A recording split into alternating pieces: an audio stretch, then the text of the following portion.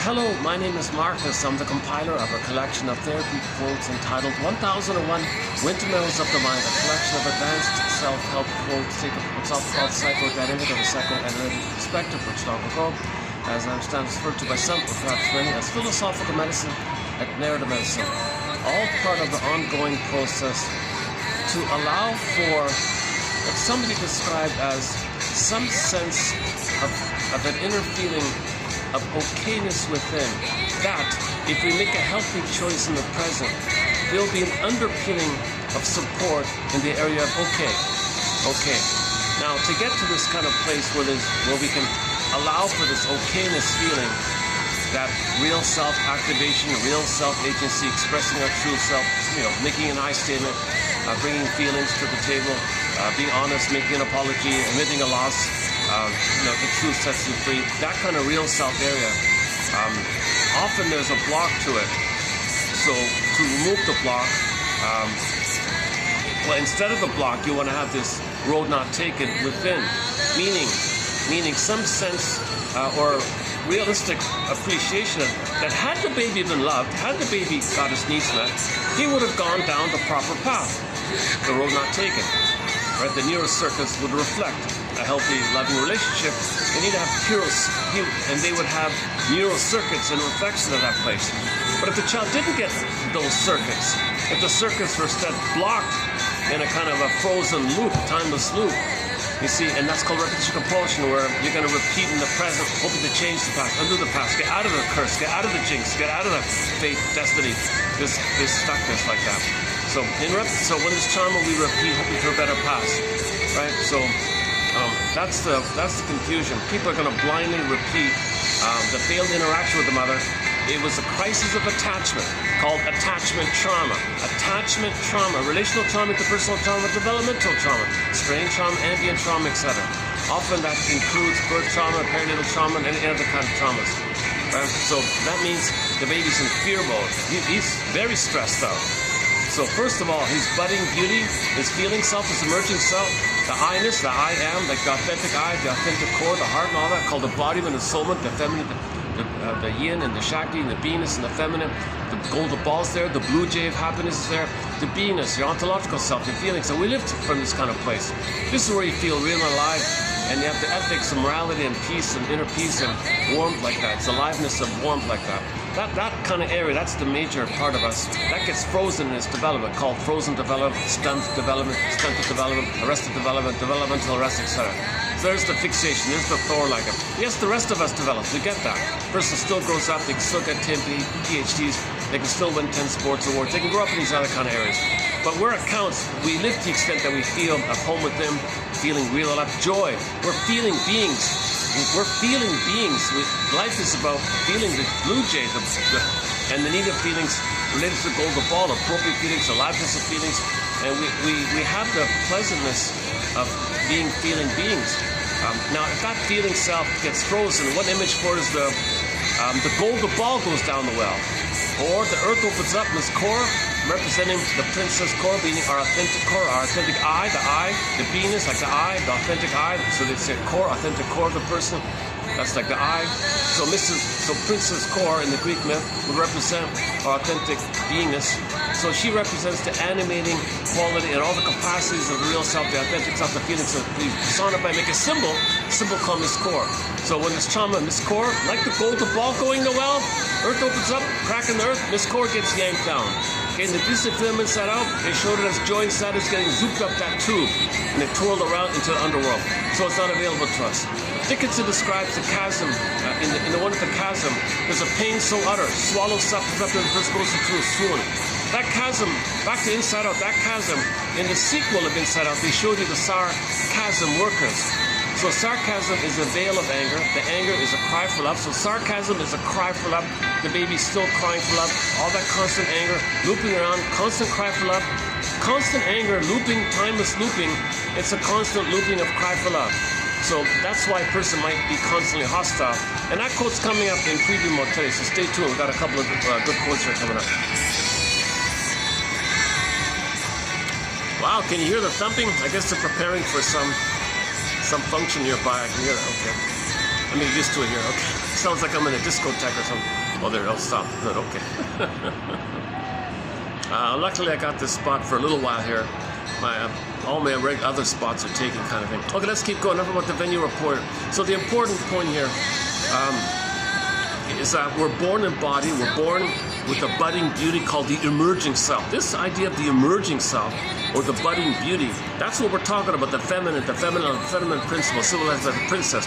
Now in fairy tales, you see the princess locked in a tower like Rapunzel, in a coma like Snow White, or gets pulled down. Sometimes she morphs into a bird and flies away, go I know not whither, and so on and so on. And there's so many versions it can take.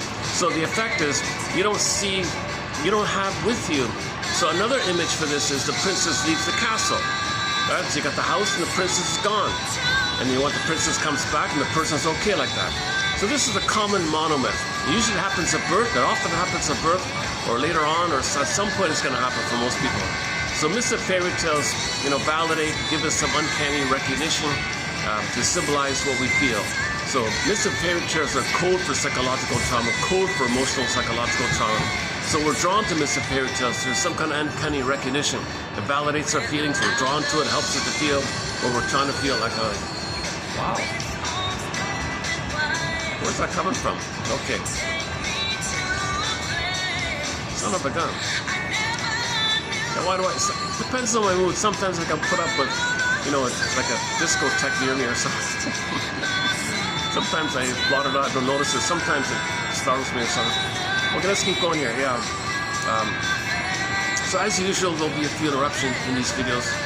So we post 10 quotes each time in each video here. We post, talk about variety.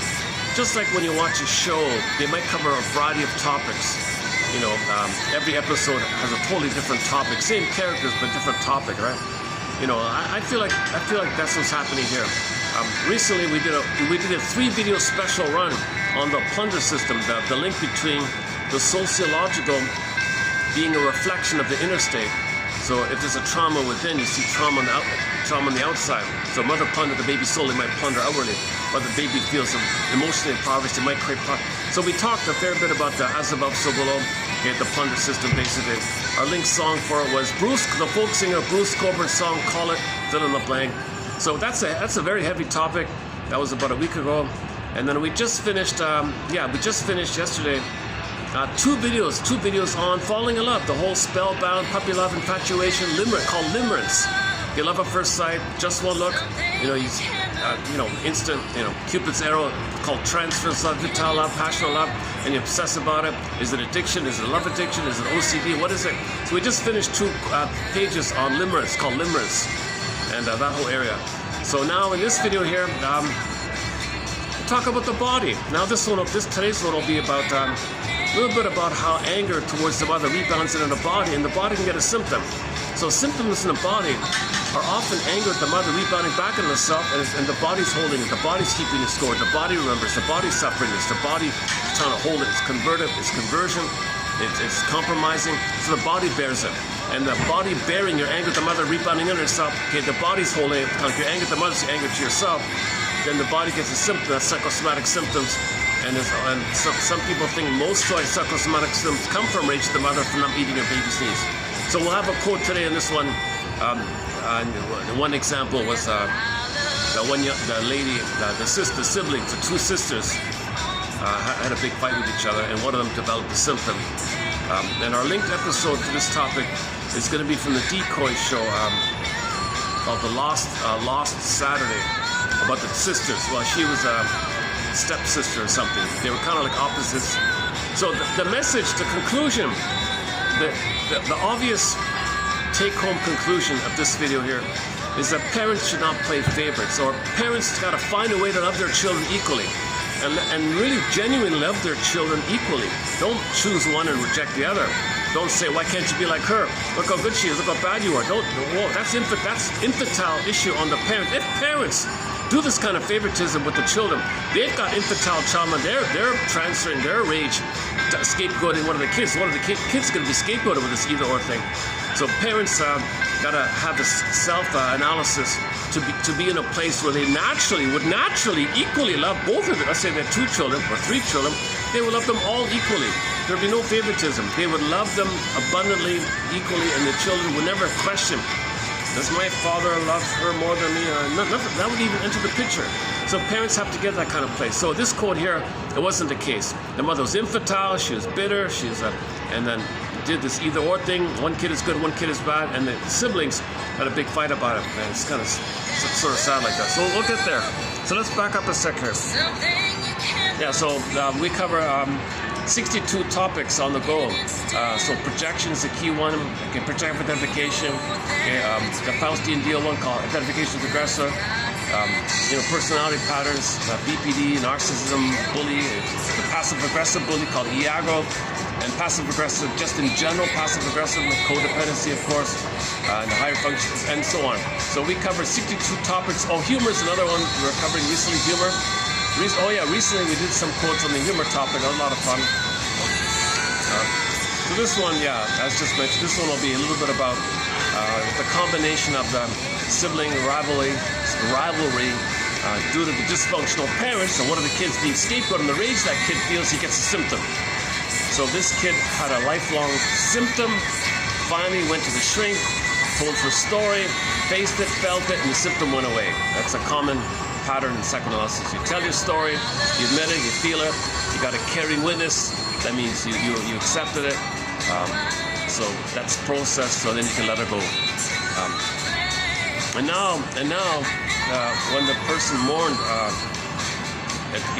the loss of not having a loving mother, being scapegoated like that, and not having a loving mother, it's a huge loss to mourn. Then you allow the alternative path. Then you say, okay, now that I understand that my mother was impaired, she had emotional dyslexia, emotional warping, MPD, Iagoism, bullyism, whatever, then you recognize that the mother was trying to get a better past herself. The mother on her end was trying to get a better past for herself. So in her present, she pulled her children into the drama on her side and was trying to work through the anger that she felt with her mother and replaying in the present. She transferred her past to the present and replayed her past in the present, pulling the kids in to play roles in her theater of the mind, hoping to get a better past like that. So the children not being seen like this. Okay, where are we here? So let's, I feel like my time is limited. I feel like a little rushed today here. Yesterday it was so late, my God, oh my God. It got dark so quickly. It's getting dark quickly here. I mean, that's part of it. Okay, let's hurry up. Play this song by Saga. I've never played that song by the band Saga. Don't be late, hurry up, don't be late. Childhood song. Recently, we added a new song to our soundtrack by a band called Fanny Walked the Earth. Fanny Walked the Earth. It's actually the band Fanny in rebooted form. The ladies got the gang together. Now they're in their 70s and 80s, and they put out a new band. It's basically Fanny 2.0. They just branded it Fanny Walked the Earth. And on that, the first track on that album called Lured Away. I think that's a fun song. It's a good song. I thought it's a pretty good song. So we added that song to our soundtrack. We featured it here a little bit. We played it a few times already.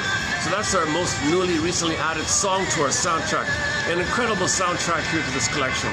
I'm really excited and proud of this soundtrack. You'll find songs from all around the world, all genres, even operas in there. And, Ziana Zain, sort of our lead musical voice, Ziana Zain from Malaysia. But we've got, singers from lots of classic rock. Rick Santos, we played yesterday as well. This one here in the background, the singer's name is Tracy Bone, an Ojibwe singer, indigenous singer, called Sweetest Surprise, nice little song. So we've got two of her songs on a soundtrack by her in the back. This one here, another one called Your Own. Two excellent songs, I think. Okay, let's continue. So, as a musical sidebar by Chan, oh my God, another topic we discussed was money. And then the feed showed me a cover of Eddie Money's song, 2 Tickets to Paradise. You gotta be kidding me. There's no relation, but just for fun, I played that song, 2 Tickets to Paradise, by the singer Eddie Money, not his real name. But anyways, we talked about that song, 2 Tickets to Paradise, fun song, covered by a bluegrass band. And his other big hit called Baby Hold On Baby, hold on. A little bit of nostalgia there. Those songs are not on the soundtrack, but we discussed them recently. I thought it was a little fun. Okay, enough about memory lane. Enough about going down memory lane here. So let's get back to our topic here.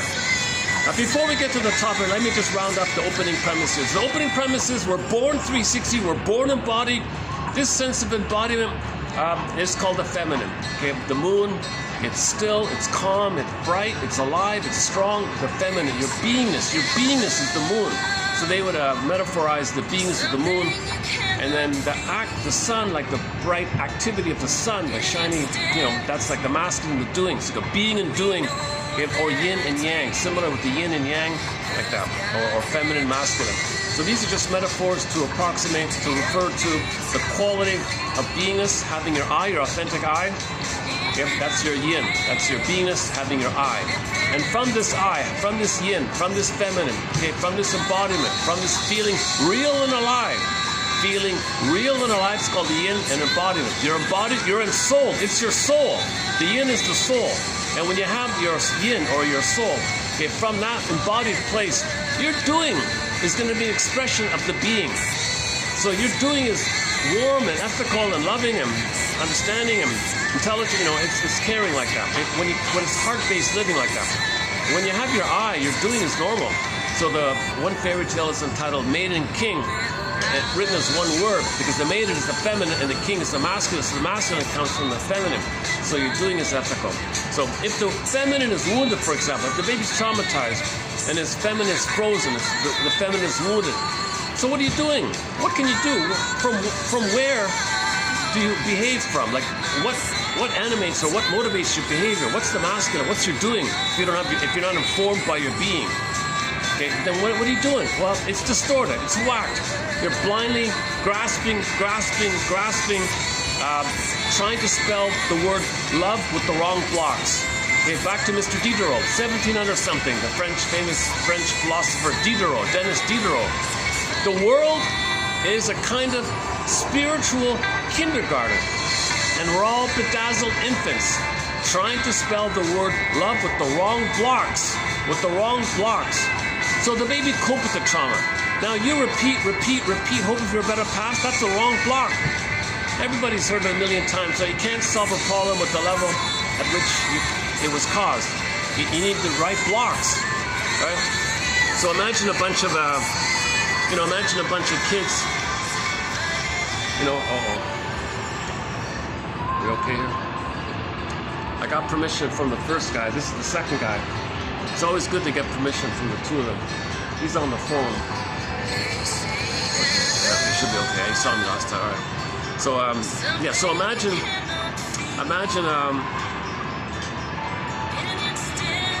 I should double check with him, man. Jesus. I really want to stay on good terms with these guys too. They've been very nice to me. Son of a gun. I can't see him. Okay, it should be okay. Yeah, I asked him last time. He said okay. All right. Okay, just so. So imagine some children in the sandbox, and they're supposed to spell the word cat, and the letters aren't there. So they got other letters.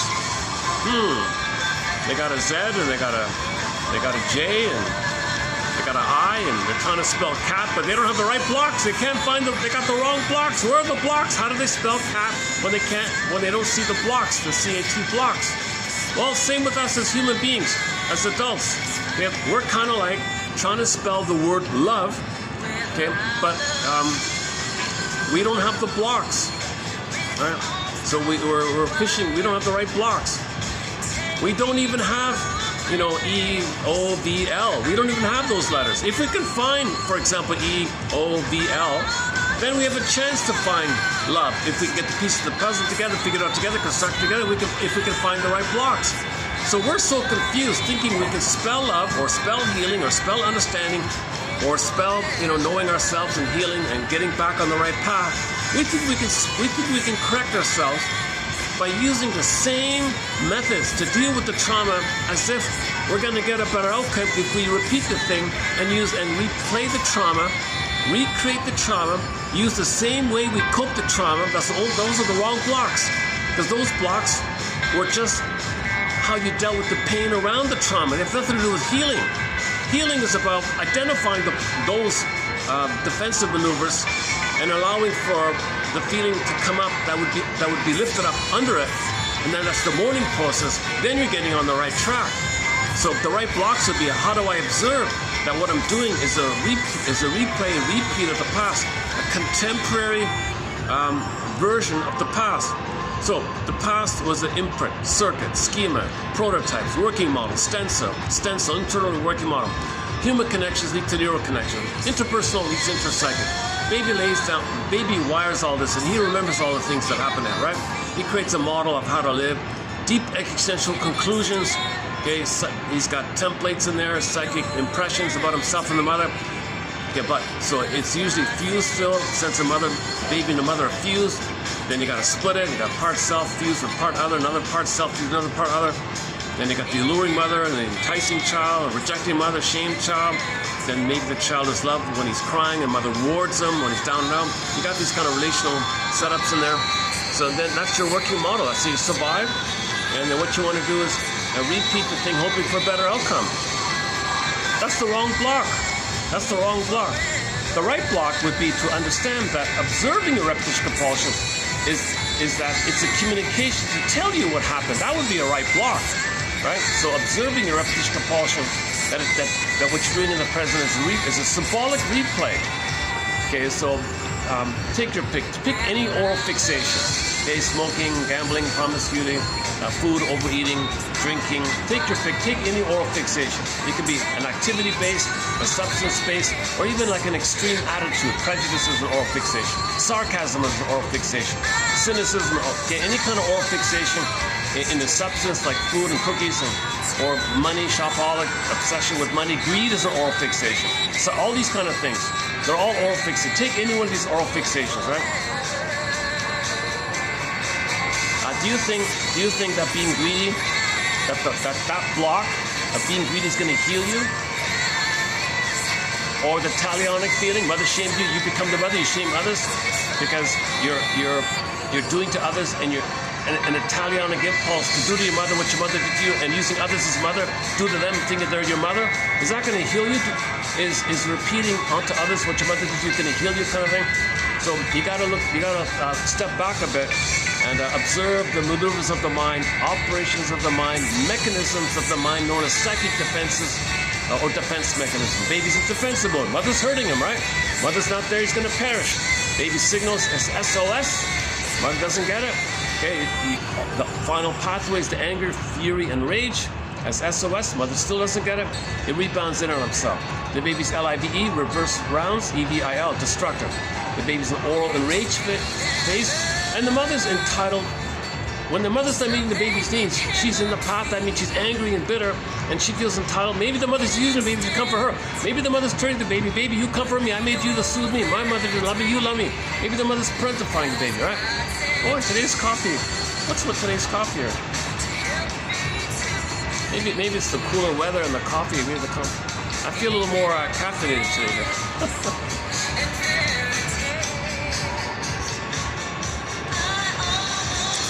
Yeah, I went, okay, I know what's happening, yeah.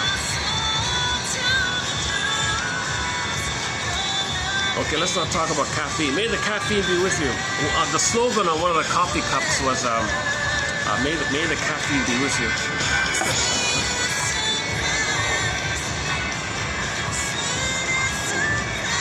I think, honestly speaking, this cooler weather, we haven't had this cooler weather in a long time. It's kind of like triggered some feelings in your life.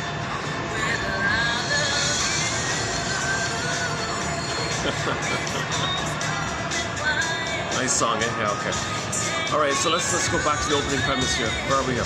So if you take the issue with the mother, you transfer onto something symbolic of her, okay? Via associations. Mother should be sweet and soft and soothing.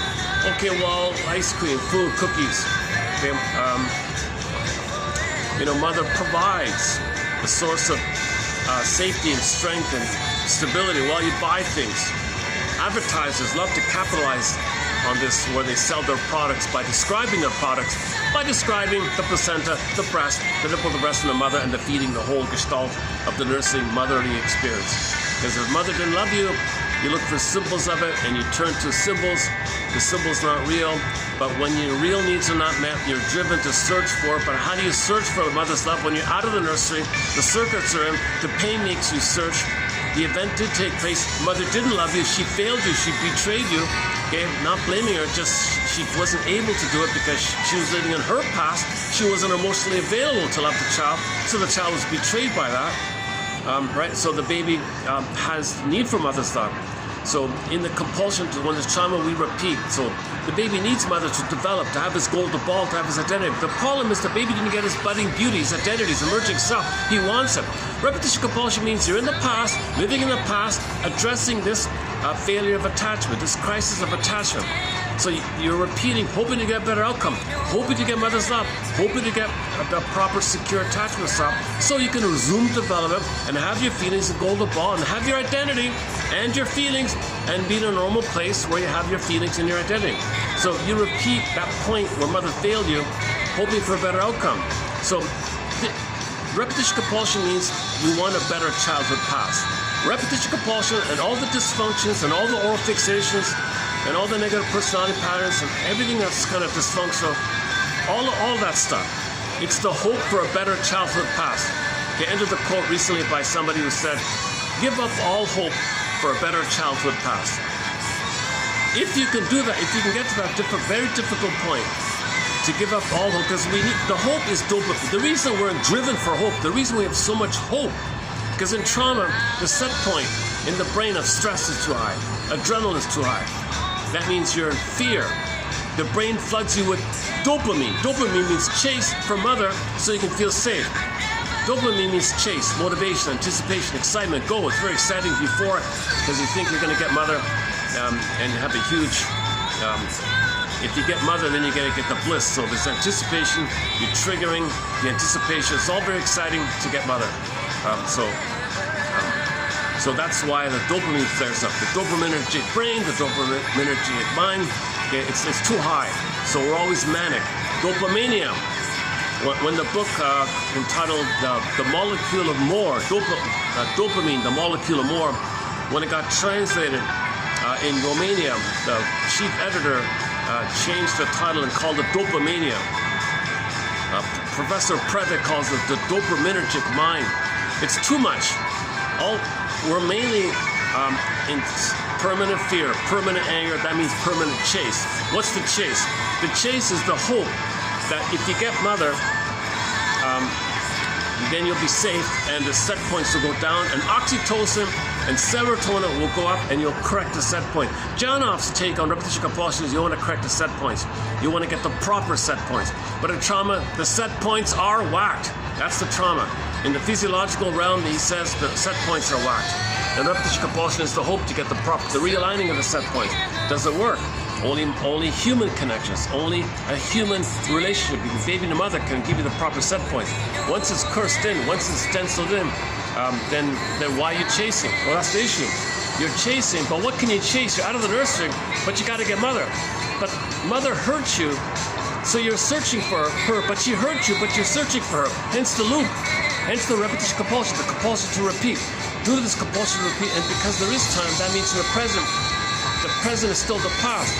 Or you transfer the past to the present, because that part of the brain that records the trauma doesn't know time. The unconscious doesn't know time. Okay?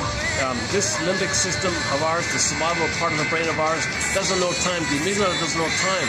It's recorded there. It's all there. The memory's there. It's implicitly known, procedurally known. And the conclusion is mother's dangerous, survival, mother's a monster. Mother's not a monster, but the baby's rage blending with the mother rejecting him, you put it together, poof, there's monsters of the id, talked about recently. So there's a monster of the id. Then the baby rejects his own image of his rage, puts it on the mother, and reinterjects that, and compounds the power. So baby's dealing with the monster of the id. However, whatever theory you want to adopt, either the baby's rage directly poofs to the monster, or it's a fusion between the baby's rage and the experience of the mother, you put it together, poof to the monster, or the baby, or A or B, project on the mother rejects, and then whatever you want to take, it doesn't matter. There's a monster of good in there. There's something called the inner critic. There's something that's, recently we call it the vampire squid in the mind. Okay. So in the plunder system topic, it's in the outer you got Main Street, and you got speculators who are plundering, and so inside there's something attacking your real economy. So there's a realness with him, but something's blocking him. Just like in the outer world, there's a real economy, and it's always under attack, and it can't expand because there's pressure, because everyone wants to profit. The free lunches are. So there's, I don't want to enter that. So for more on that topic, it's about a week ago on that topic. We did 3 videos on the plunder system. So let's not redo that here. Where are we here? I feel, what is it? Is it all, maybe it's all this, oh, I see. Okay, they're preparing for some kind of party or something here, I guess. I might have to leave here. Let's go.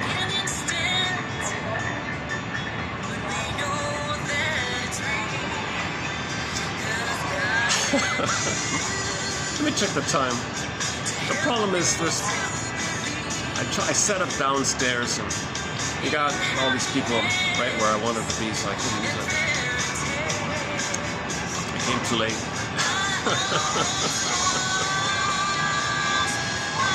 One second. Okay, let me take a small break though.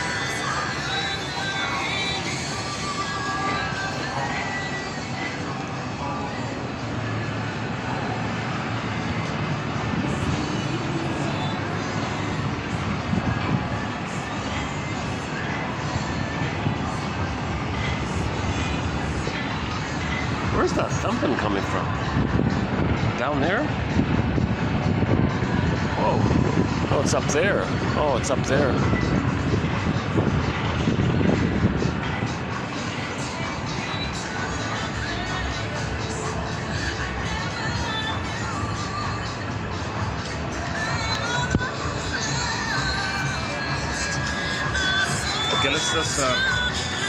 Okay, let me see if I can tidy up the opening premise here.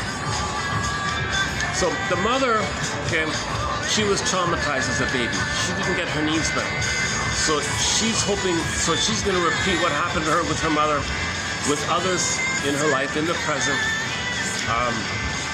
hoping to get a happy childhood, the childhood that she should have received. So she's going to repeat the past in the present, hoping to change the past. Like change her childhood. You're going to change your childhood. You're going to repeat what happened to you in the present in a theater-like, symbolic manner, casting people into roles, hence the phrase acting out like actors. You're going to change history. You mean a magical time machine's going to appear, you're going to go back in the past, mother will say sorry, correct it, and change the wiring, change the past, change history. There's no time machines. You can't go back to that past. It happened. The circuits are there. The circuits are there. It's based on trauma. And back to Diderot. You think you're going to solve, you're going to heal using the same traumatic script, the same traumatic circuit again and again and again? These are the wrong blocks. These are the wrong blocks. So we're plundering the planet for a quick buck. Those are the wrong blocks. Once again, the world is a kind of spiritual kindergarten, and we're all bedazzled infants trying to spell love with the wrong blocks. The repetition compulsion is the wrong block. But at least identify that it's there. Identify the wrong block to find the right block. The right block is the message that repetition compulsion is a communication. It's an attempt at memory and feeling. We don't remember. We don't have the story. It's the unthought known. Okay? It's known, but we can't think of. Unformulated, unconstructed, unverbalized. It's unsymbolized. There's nothing there. It's there. But we have no conscious of it, nothing conscious about it. Unthought known. Okay, so when you observe your repetition compulsion, it's a communication from the puppet master, the organ grinder, okay, the one that walks the double self, the secret self, the shadow self, doesn't know time. It's powerful iceberg metaphor, right? So that's humanity's third narcissistic injury, that there is, that we're not completely a master of the house, like we're not totally in control of ourselves, like we're not totally aware of ourselves. Humanity's third narcissistic injury, right? Number one, Earth's not the center of the universe. Number two, we're not all fallen angels. We came from the Earth, okay? We evolved from the Earth. monkeys are our cousins or whatever. We branched off into the hominid line and developed the cortex. So we're from the earth like that. One guy said, well, we're 70% salt water. The ocean is 70% salt water, right? Did I get that right? Oh, hang on. The earth is 70% salt water, and each person is 70% salt water. We clearly came from the earth. We didn't come from celestial spaceships from some other spiritual dimension and poof, came here like that. We came from the earth. We evolved from the earth. So that's the Darwin thing, evolution, right? So number one, Copernicus, we're not the center. Earth is not the center. Because that's the narcissistic idea that we always think is so important, the center. Our earth, we're the center, I'm the center, Earth's the center. No, Earth's not the center. You know, I'm not the center, Earth's not the center.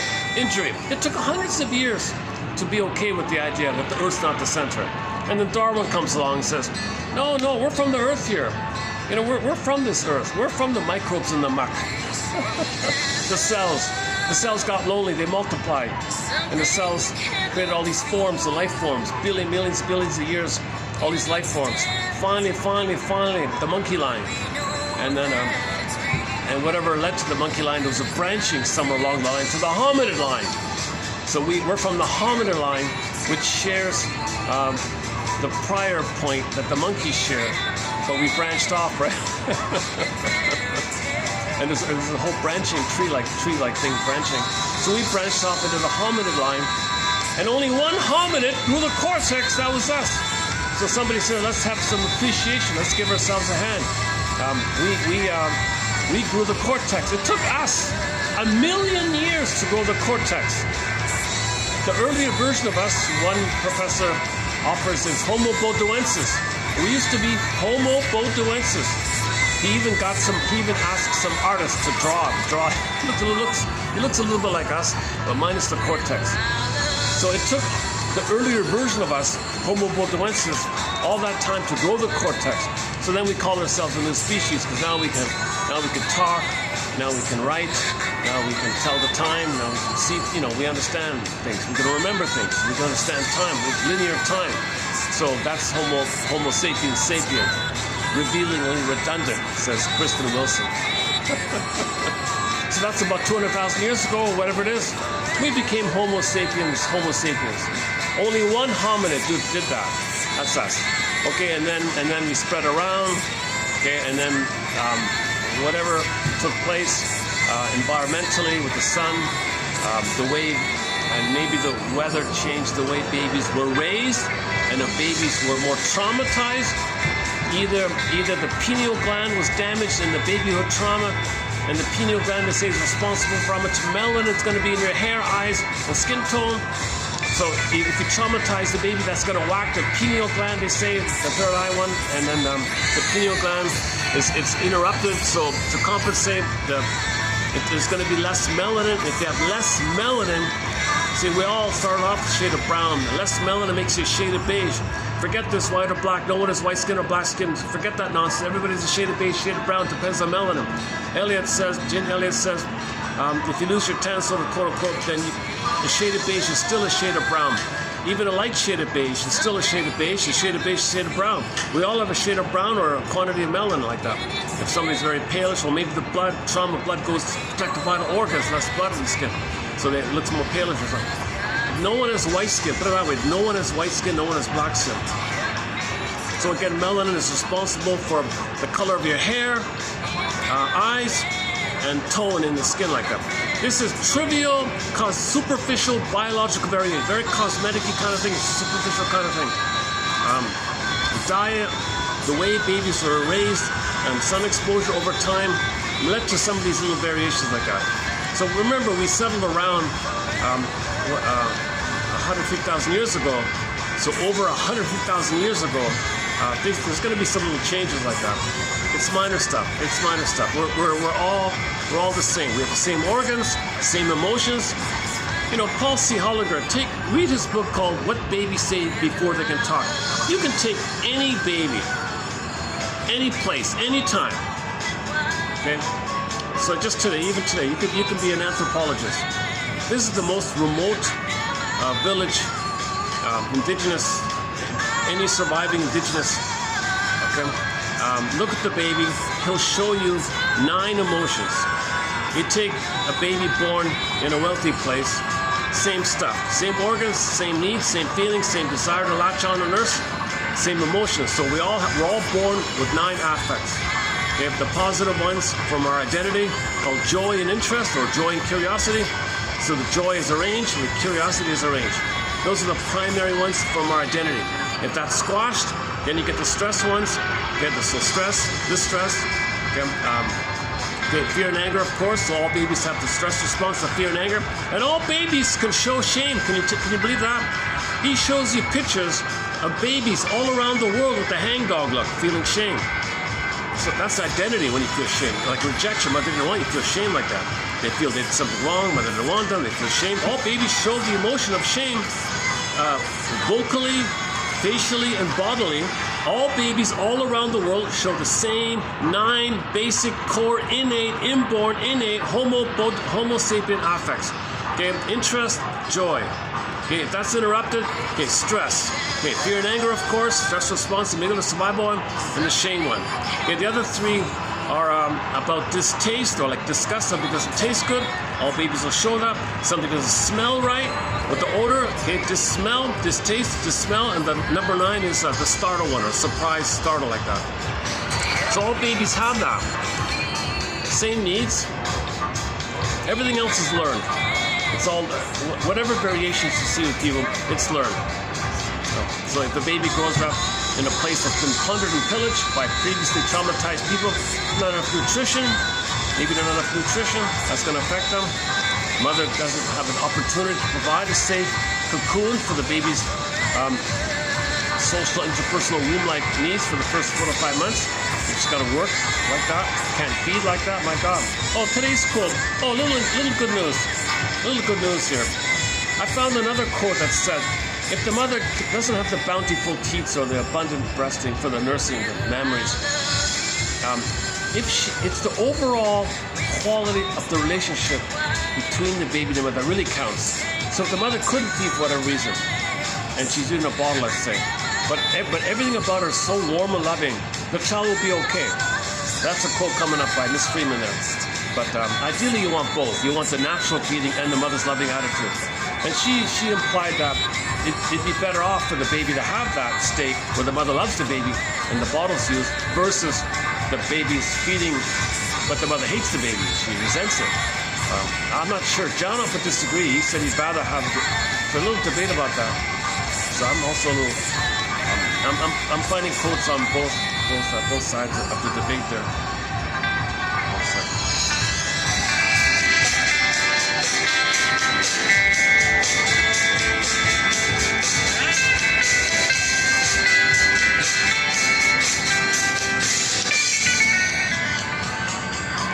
Okay, I'm long overdue to buy a drink over there, so let's see what time is it.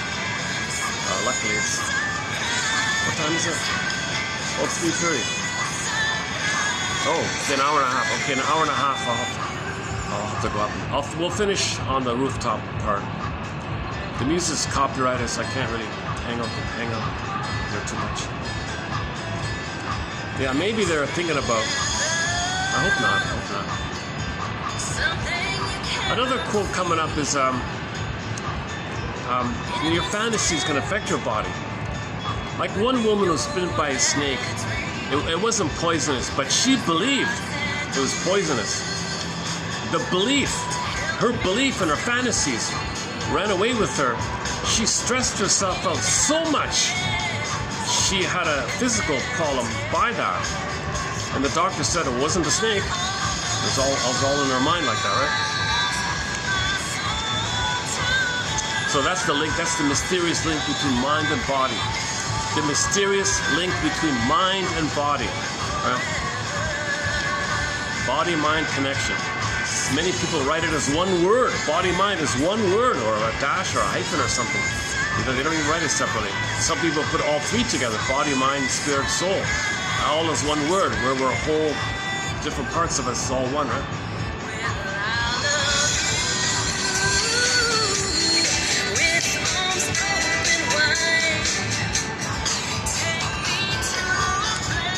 So let's wrap it up. Okay, so If the mother is too busy recreating in the present new dishes of the past, hoping to get a better childhood, the child's not being seen. The baby's going to cope with this. The soul flies away. Okay, so the symbol of the aliveness represented by the princess, she flies away, locked in a tower, Snow White in a coma in a box, and so on down the line. Golden ball goes down the well, joy and sadness gets zooped away. Okay, in the chasm image, the chasm represents the psychic pain, the sarcasm mind workers represents the anger and the cry for love about this. Dickinson says, well, the mercy is the brain will release endorphins, which she calls the swoon. There's a pain so utter, swallows something, the person goes into a swoon. So the pain's there, but you're numb to it. But your beingness is not there. That's the problem. We repeat to get back the chance to get our beingness. But there are no time machines. That's the confusion with trauma. That's the mess with trauma. You're repeating in an infinite loop as if to get a better past. But there is time. But that brain doesn't know time, but there is time. So to sort this mess out, we got to enhance our capacity to recognize time. The time element. Okay, the Twilight Zone's opening pilot episode was called the time element. You got to build a sense of time. That's conscious. So when people say make the unconscious conscious, unconscious doesn't know time. The conscious knows time. When you know time, that means you can understand that your trauma was lived. It was an experience that took place in the past. Lived. It happened. Past tense. You admit time. Something happened. If you can consciously now know that the past was past, and then the key point is you got to release the feelings about that, and now feel what you couldn't have felt. That means you're fully admitting the past was the past. When you do that, when you admit the past was the past, then you open up the alternative acceptance that you could have gone down the other path, the healthy path. So you don't change the past, but you change the effects of the past if you allow for an alternative probability that you would have most likely have gone down the healthy path had you been loved. Once that's established, that means in the present, when you self-activate, you have a feeling of okayness about it. Yeah, I can do this. And you can be in the present because you've identified the blockage. You've identified the wrong block. The wrong block is the spinning thing. So once you release the spinning thing, and Hans Lowald says, well, the ghost is laid to rest. Okay, what does that mean? Okay, when you had a need and it was crushed, and you expressed your feeling around it, the mother crushed it. That's a part of you. That's like a little mini you almost. Now in the underworld there's a tormented soul. That tormented soul, it's like haunting you. It's a ghost, tormented soul, it's a ghost. Okay, it's haunting you. It's a haunted feeling. It's a haunted feeling that you couldn't be yourself because your needs were not met and your mother rejected your needs and feelings. She was soul blind. The mother was soul blind, so the baby at that time, it's kind of like at that moment, who he is in that moment went into the underworld. That's a tormented soul in the underworld.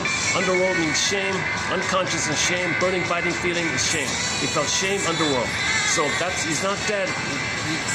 He's not psychologically. The potential at that time of him being who he's meant to be, that got zooped down in the underworld. So it's in this kind of suspended, timeless, frozen ghost, frozen, haunted kind of feeling, and you feel this little haunted kind of feeling. So this is like a ghost. So the symbol is called the ghost. So when you mourn and get back and reclaim who you're meant to be, had you beloved, you accept yourself, and you're okay with being yourself. Your potential, the gifts, the true self, the real self. That means you reclaim, the ghost is gone. The ghost is gone, right? The ghost is gone. When you own yourself, the ghost is in lieu of your not having your real self. So when you get back your real self, there won't be the ghost. The ghost is telling you that the real self is not there. Being haunted by the ghost means you're not being real. When you become real, the ghost is laid to rest.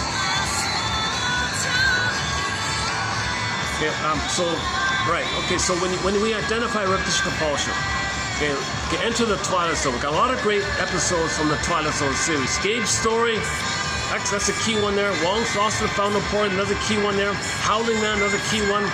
Okay, another repetition, the Groundhog Nightmare one called Shadow Play, disturbing episode. I prefer the rebooted one about the looping of the unconscious guilt. That's a 10-hour topic there. And this kind of twilight zone area is also known as the labyrinth. Okay, so when you go in the labyrinth, before you get to the Minotaur or the Medusa, before you get there, you got to enter into mini labyrinths. Okay, the someday complex. Someday, a pint of ice cream will be mother's sweetness and soothing in the past. You got to face all the oral fixations. Okay, someday, a cigarette will be the proper nursing experience. You got to be kidding. But people unconsciously don't know that. In many cases, in some variety of cases, people reach for the cigarette thinking, well, I'm familiar with it. Mother didn't nurse me. I turned to my thumb. She gave me the pacifier, the rubber nipple, the plastic bottle, the pacifier, rubber nipple thumb. That reminds me of that. In some cases, but no one wants to believe it. Your cortex won't allow you to believe it because you got to protect the hope. The hope pushes back the pain. You lie to yourself. They played the song by the singer David Cassidy, "Lying to Myself." We got to lie to ourselves, called rationalization, to preserve the hope. The hope is the hope of the dope, Janoff says. To blip up a little bit of chemistry, positive chemistry, with the dopamine is a happy, exciting chemical. Because the hope is when you get the thing, you think you're going to get mother. If you think you're going to get mother, that's going to trigger when you had mother. If you can trigger the time when you had mother, remember fantasy embodied? If you have the fantasy that you had mother, you remember the fantasy when you had mother. Even if it was just in the uterus, you're going to blip up some oxytocin and serotonin above the setting, the exaggerated setting of the stress and adrenaline. So you want to blip up some happy chemicals so you don't feel the pain. Those happy chemicals go down, chase to blip it up, chase to blip it up. So now we're in this constant manic thing. You don't enjoy anything, can't accept anything because the stress is too high. You don't love because oxytocin is too low. You don't have pleasure because serotonin is too low. The pain is too high. You're just blipping for momentarily feel better, where the positive chemistry is above the painful chemistry, but the positive chemistry goes down because it's just a blipping thing. So you got to chase to keep blipping. The stress is still there. You get older, it might even increase. You got to blip up more. Now we're devouring the planet for quick bucks. That's what he means. We're plundering the planet for quick buck. We're devouring greed, gimme, get, symbolic mother, material things, repetition, do to the planet what mother did to you because you're trying to find your story. Symbolic, you look for it, and so on. So you're getting older, more pain, more greed, more chase. Play Rick Emmett's song, Big Lie. We're destroying the planet as fast as we can. Pollution, all rationalization, make excuse. Because you can't believe something like pollution is harming the planet. Because you got to protect the hope that when you plunder, you can blip up some happy chemicals that are above the painful chemicals. Once again, in trauma, the set point of stress is not a happy chemical. Adrenaline is not a happy chemical. It's pain. It's fear and anger that you're not going to make it. Baby thought he's going to perish. It's the most terrifying thing that there is. So that's why you can't believe. That's why you don't want to question your false beliefs that the cigarette is not mother. You think, no, it's got to be mother. I got to have it. I can't believe. Don't tell me that. What nonsense. What psychobabble. You'll find some way to diminish, devalue. You've got to protect the lie.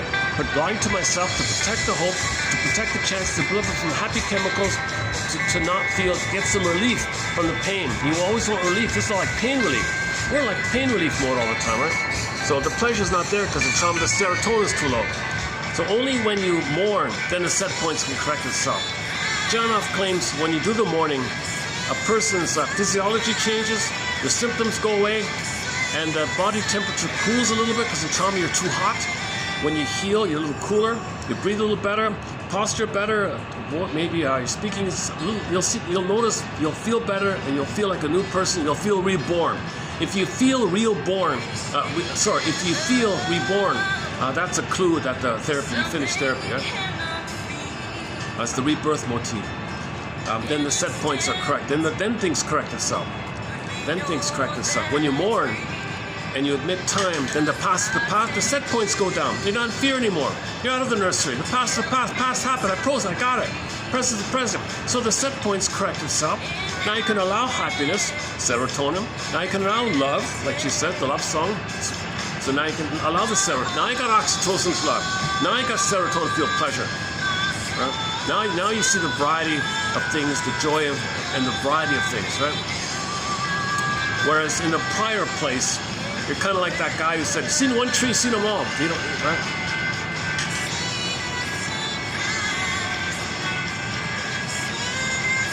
Oh, sorry.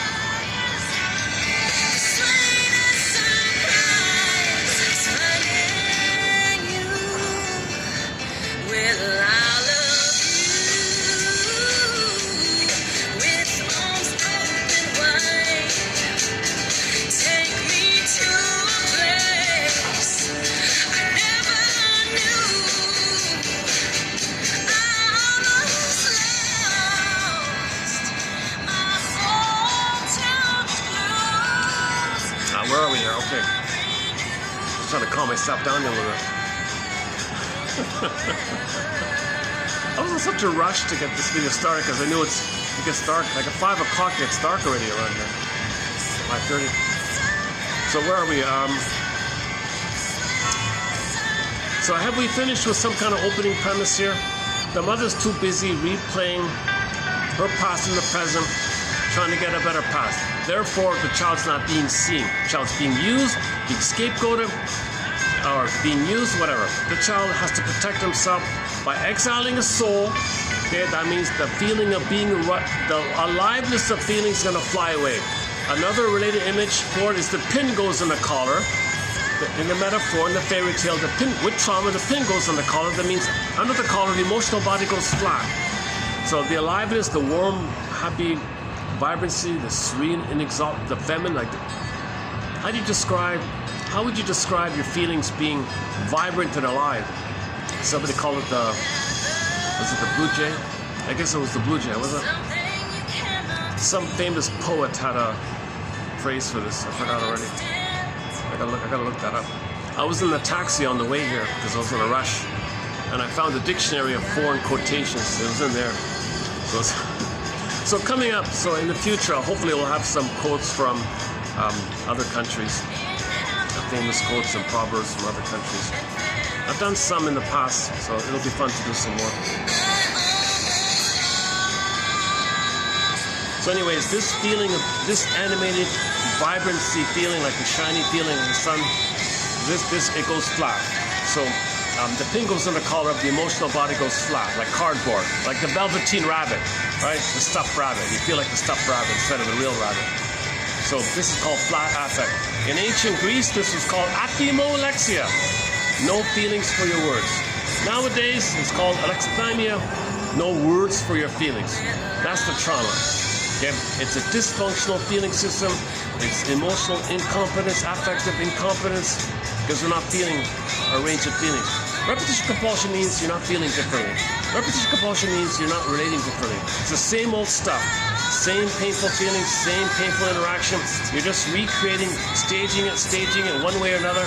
Either you play the mother, others play you, and repeat, or you play yourself and cast others into the parent and recreate it that way. So it's a passive active flipping one. You can flip it around, meaning. But if there's more trauma, you play the aggressor, others play you. If it's less severe, you play yourself and others disappoint you. And you're just repeating to know the past. If it's benign, you coax others, misuse the situation, distort the situation, paratastic distortion, cherry-pick the situation, orchestrate the situation, manufacture the situation. That mother rejects you. You don't do the rejecting, you just feel the pain of being rejected the way your mother rejected you. Like the slot machine, had a hope, got rejected. The baby had a hope with the mother, rejected. Go to the slot machine, hope with the slot machine, rejected.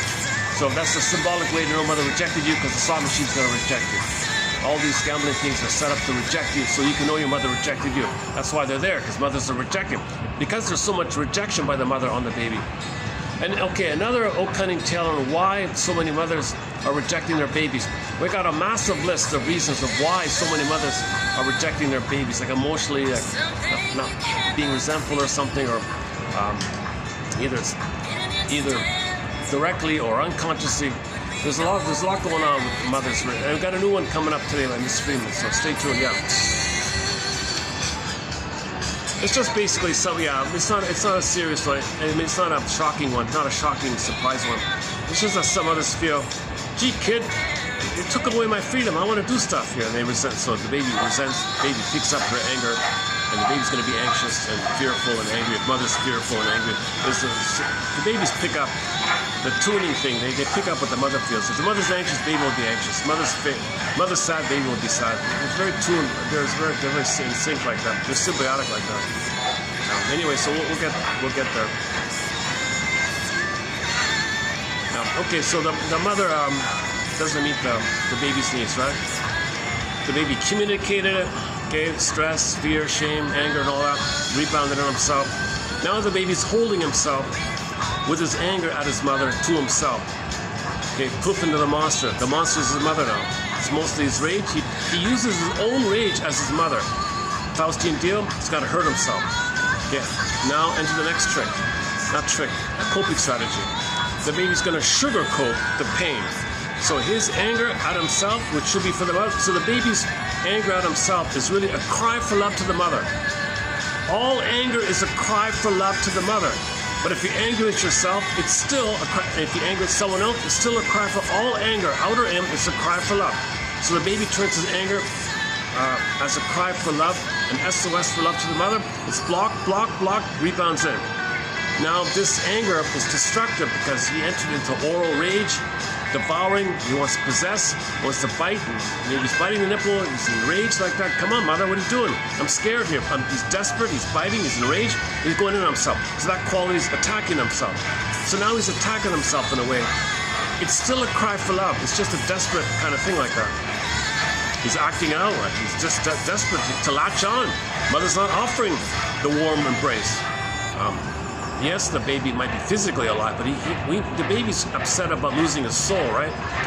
But he doesn't know that. He thinks if he loses his soul, he's going to lose himself. But baby, it's one for the baby. He doesn't say, "Oh, it's okay, mother. I can lose my soul. I'll be alive. Okay, thanks, ma. Thanks for keeping me alive. I gotta lose my soul, but I'll be also." Babies can't do it. They're upset. It's the same. Losing their soul, losing their. Okay, so anyways, the baby's terrorized by this called persecutory anxiety, annihilation anxiety. Oh my God, Massachusetts calls it abandonment depression, an umbrella term for helplessness, hopelessness, shame, rage, guilt, all that stuff. So the baby's feeling abandonment depression, right? Yeah, so the rage is attacking himself. That's his sense of mother. So he's got to continue to do this, to have the sense of mother. He cannot make it alone without a mother. His only link to the mother, his only hope with the mother is to hate himself. He's got to hate himself to have hope that one day mother will love him. He's going to protect this setup. He's going to protect this misery machine, this rigmarole. That to have hope that mother will love him one day, he's got to hate himself. That's self-defeating behavior, self-sabotaging behavior. So he'll be dysfunctional to protect the hope that one day mother will love him. He can't be happy because then he's got to give up that hope of changing the better. Then he's got to give up the hope for a better childhood past if he's happy. He can't do that, right? Without awareness, he's not going to do it. So he's going to stay dysfunctional, stay tied to the mother, maintain the hope, maintain the tie to the mother. Dysfunctional means you're going to stay tied to. Dysfunction means you're tied to the mother. Now, if you're tied to the mother, that means you're going to maintain the hope that one day mother will love you. Now, to maintain this hope, you got to maintain the dysfunction. Okay? This is done by the child maintaining his anger at himself. What does he do now? He sugarcoats it. He hides it. He buries it. Called psychic masochism. Humanity's fourth narcissistic injury. Oh yeah, first was the Earth's not the center. Ouch. Darwin's we're from the Earth. Ouch. We got it unconscious. We're not. Our mind doesn't really fully know all of us. Our motivation. Ouch. And a deeper version, maybe like 3 point, maybe like Freud would be like the third one. Burgers would be like 3 part B or something, or maybe 4. I'm not sure. It's this issue of psychomasochism. So we can't know this, but we only know the sugarcoating. The sugarcoating of the pain is the hope, the chase, the dopamine. That's the sugarcoating, the hope. But you don't want to know that why you're chasing. You don't want to know that the cigarette's not mother's nipple. Sorry to say it so bluntly. Or you don't want to know that the material things that you don't need, or the emotional eating. You know what I heard this morning? Oh my God. This thing about the emotional eating. Oh my God, I never thought of it this way. Some people eat too much because what they're eating is not nutritious. So the body's trying to fill in, like extract from itself to give the food nutrition. So it's kind of like compensating, so it's being drained like that. So now you're depleted by trying to fix the food. So you're starving, now you want more, and you're doing it again.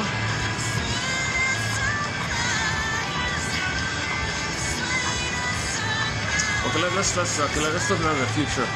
I'm reminded of the thing about the hair. Like if you eat too much sugar, the body wants water, so it sucks water from the hair follicles. That's why some people lose hair, they said. So analogously, if you're eating food that's not nutritious, It's looking for the nutrition or the water, let's say. So you're being depleted.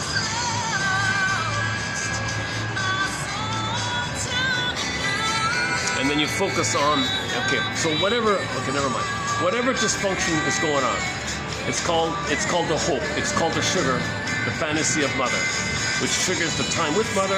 And yes, in a practical level, you do feel safer. If you buy a new car, you feel safer. You get some status, people look at you, you get supply, you feel safer in a stronger car.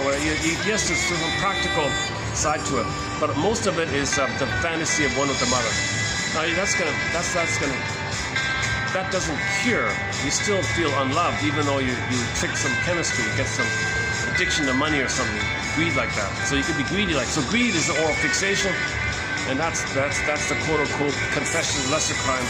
So you want to protect the greed to keep the hope, because you don't want to face the pain that mother hurt you, and you have to maintain the sugar coating. The greed is the sugar coat over the pain to not know the pain, and you fixate it because the greed protects the fixation. If you're fixated, you want to protect the hope that one day, you'll get a happy childhood. The mother in the past will have loved you. You're dysfunctional and greedy, waiting for your mother to have loved you in the past. Whoa, right? So that's what Berger says. You have this one block or one tune, and you keep playing it again and again. Every neurotic is a music enthusiast, but he only has 145, which he carries with him everywhere he goes. Every time he sees a turntable with never-ending fiery ardor, he says, his metaphor, you play your one, you reel off, you spin off, you play, you put on the turntable, you pick up the needle, you play your one and only tune. So that means in the present, you're going to recreate what's on the tune. What's the tune? You cry for that mother, so no. So in the present, you can benignly play yourself, make others say no to you. Or perversely, you play the aggressor, others are you say no to them. And then part B of that is you flip it, and now you scapegoat the one you just shamed. Because then now you displace your anger, the mother, onto someone you just shamed. And all the area of humor is dark humor, so the dark humor comes from that area as well. So you can know this disturbed Faustian deal if the humor is dark, and it's called the superiority theory of humor. If you put your soul down, but project your soul to someone else, so put them down, you're putting your soul down, then you identify with the mother, you feel safe, because mother got some benefit when she shamed the baby. So you play the mother shame, this Faustian deal. Dark humor, laughing at people's expense, called Schadenfreude, is the Faustian deal. You're selling your soul and other people, and you're hurting, and you're... Okay, so that's a sign of trauma so early on like this.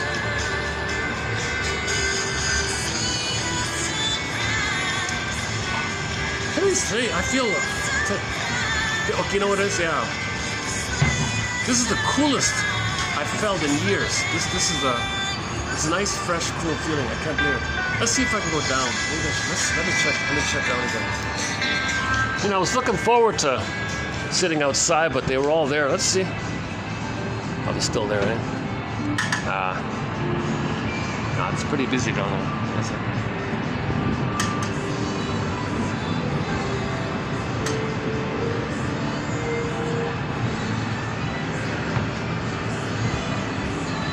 Luckily, no event here today. Oh, okay. Luckily, there's no event here. Okay. Yes, I better stay here. Okay, where are we here? Okay, maybe I'll hit the pause button on the... Oh, here she is here, Tracy. There's the singer. That's who you've been listening to for the past hour. Tracy Bones, Sweetest Surprise.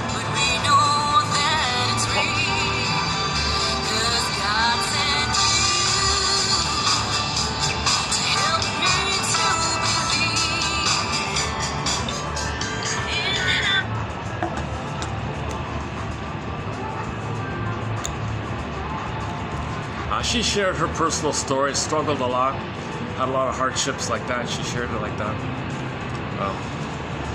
So she went to, had the roller coaster experience, like a lot of people. So she faced her dysfunction, her problems, and came out the other end like that. Okay, so where are we here? Let me take a musical break. Hold on a second. Let's choose another song and take a little musical break. Oh, 2 Tickets to Paradise. Here's a cover of Two Tickets to Paradise. It's sort of a fun kind of cover. All right, let's play this one.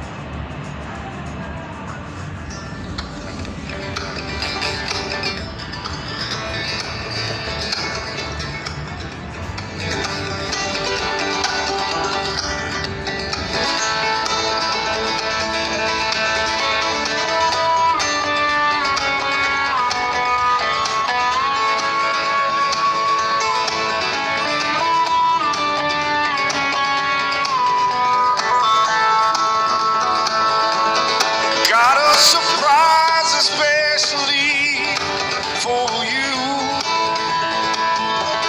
Something that both of us have always wanted to do. We waited so long. We waited so long. We waited so long. We waited so long.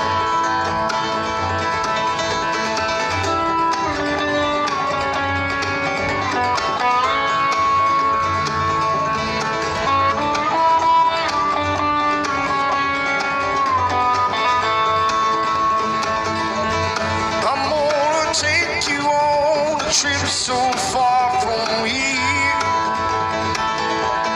I've got 2 tickets in my pocket, baby. We're gonna disappear. We've waited so long. We've waited so long. We've waited so long. We've waited so long.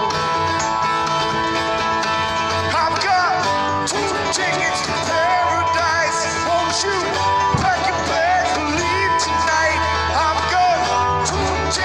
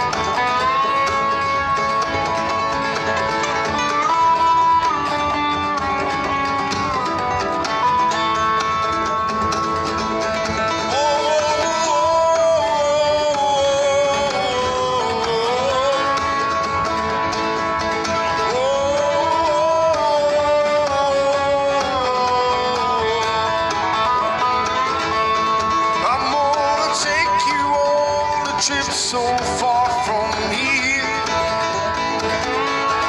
I've got 2 tickets in my pocket, Courtney. We're gonna disappear. Waited so long. Waited so long, Courtney. We've waited so long. We've waited so long. I've got 2 tickets to paradise. Won't you pack your bags and leave tonight? I've got 2 tickets to paradise. Won't you pack your bags and leave tonight? I've got 2 tickets to paradise. Won't you pack your bags and leave tonight? I've got 2 tickets to paradise. I've got 2 tickets to paradise.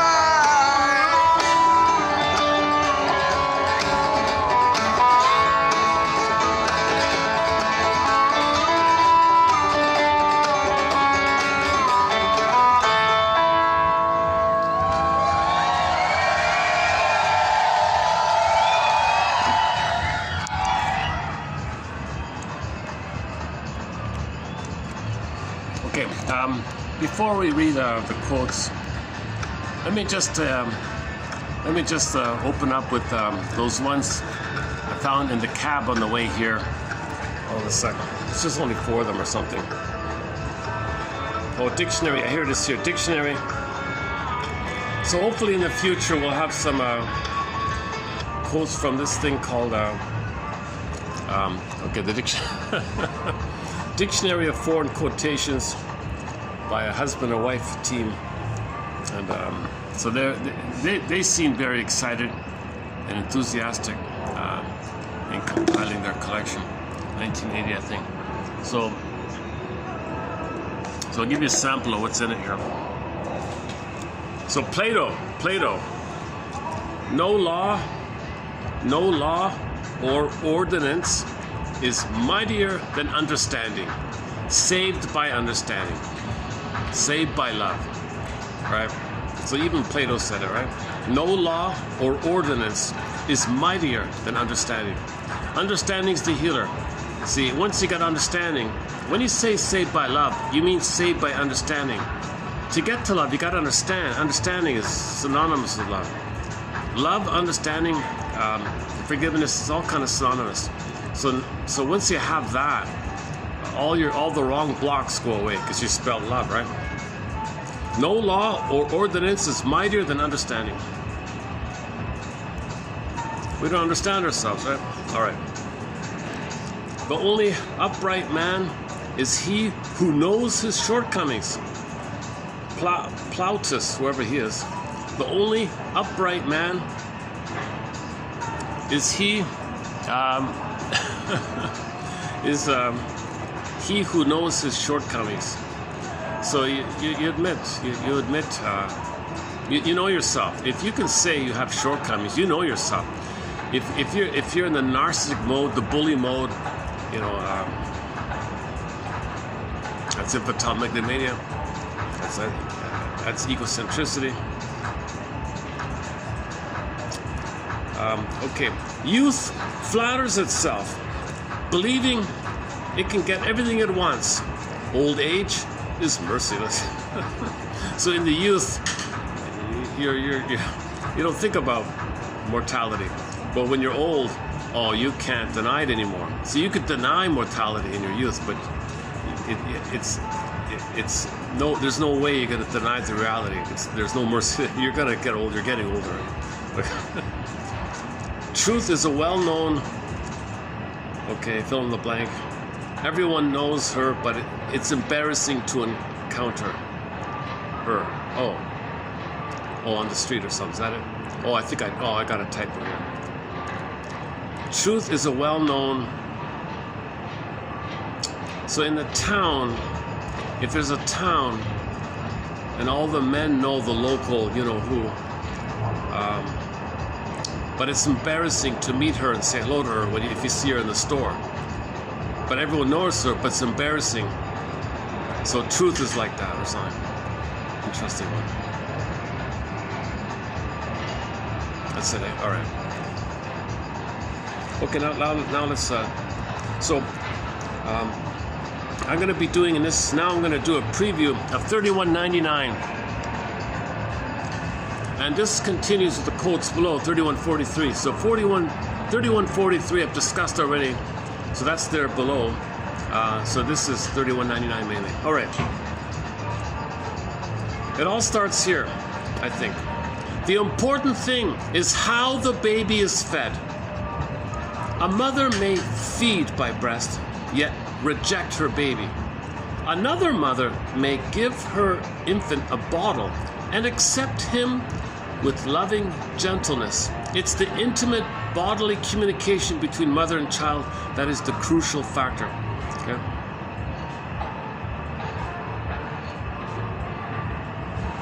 So that's the argument that babies can be healthy on this condition. I mean, babies who are not breastfed can be healthy on this condition, that the loving interaction is there.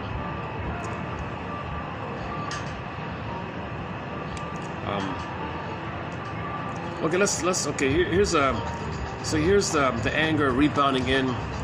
So here's the one about the symptoms, right? The symptom.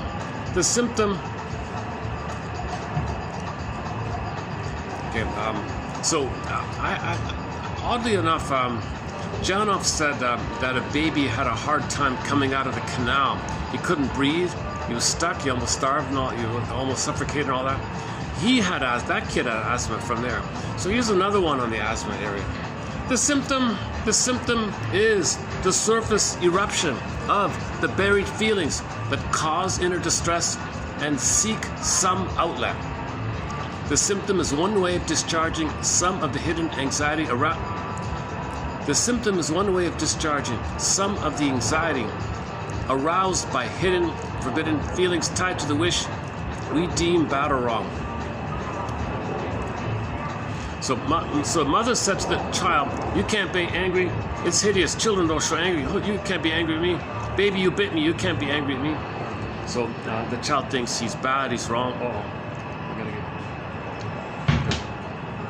Hold on a second. I think the guy's gonna. Oh no, we're okay. I'm doing something else already. Yeah, I'm definitely gonna pay my dues up there this time. Okay, the symptom is the surface eruption.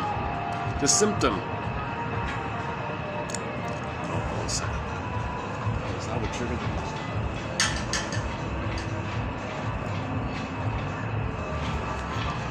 The symptom is the surface eruption of the buried feelings that cause inner distress and seek some outlet. So think about that, right? The symptom is the surface eruption of buried feelings. The buried feelings erupted, that's the symptom. That's the conversion, that's the compromise. It converts. So the baby's enraged, goes in, the body converts it to a symptom. The symptom is the conversion of the rage. So the emotion to the body. The emotion got converted to a bodily pain in the symptom, a problem in the body. The organ had a problem, system had a problem, something had a problem, right? So the psychosomatic symptoms reveal and conceal the cry to the mother.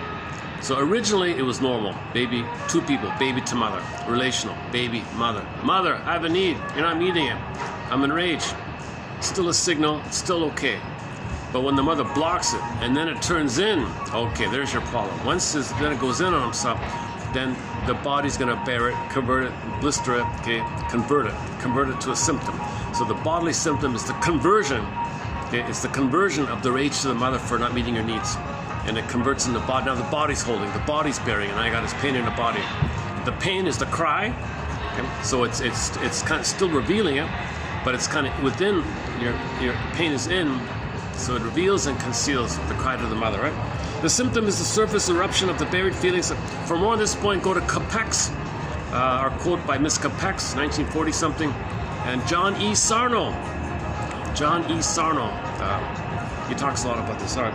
The symptom is, he's sort of the guy that brought it into main pop culture. Like, he wrote 3 self-help books for the general public. John E. Sarno on this topic. So he wrote in simple terms. He even almost he tried to persuade medical schools to teach this, like to teach. But then what? Then you got to do the talking cure. It's too much time. Who's got time for the talking cure? The talking cure can like this quote, but it takes 2 to 3 years to do the talking cure, right? The symptom is the surface. The symptom is the surface eruption of the buried feelings that cause inner distress and seek some outlet. It's the seeking an outlet, like the howling man in Twilight Zone. He's seeking outlet. The howling man was in, then he seeks an outlet, comes in, out, like that. That's howling man. So howling man was the rage put to the monster. The Minotaur, howling man, the guy with the horns, in. So he was in a cell in the castle. He went out, got in, out. So that's your rage, in. So prejudice, for example, would be the leak out, but the anger's still in, leaks out, still in. You can do a doppelganger, it's simultaneous, anger in and out. The symptom is one way of discharging some of the anxiety aroused by hidden, forbidden feelings tied to a wish we deem bad or wrong.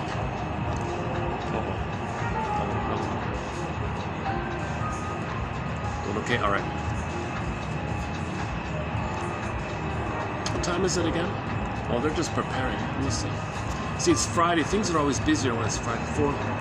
It's 4:13. Okay, at 5 o'clock, I'm gonna go up and straighten things out with those guys. Okay, the symptom. Where are we here? The problem. See, they staff changes, the management changes, and they got shifts and different people. And so I want to. Sometimes some of them are okay, some of them kind of like half and half or something. The wheezing. Okay, so here's the asthma one. So one anger went in.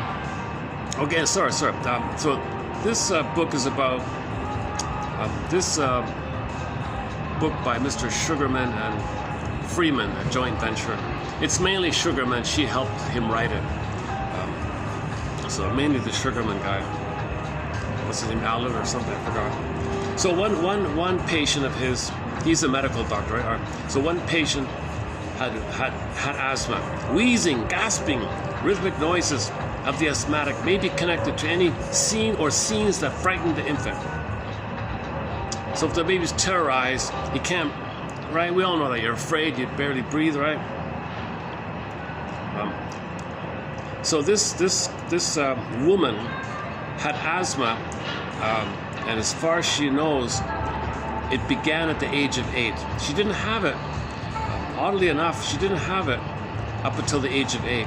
But suddenly, beginning grade 2 or something, suddenly she had to go around with a puffer all the time. She had to carry a puffer with her. Sad situation, right? Cool. So later on, it came out that this woman with asthma had a sister, a younger sister, 2 years younger than her. And she was always jealous of this younger sister.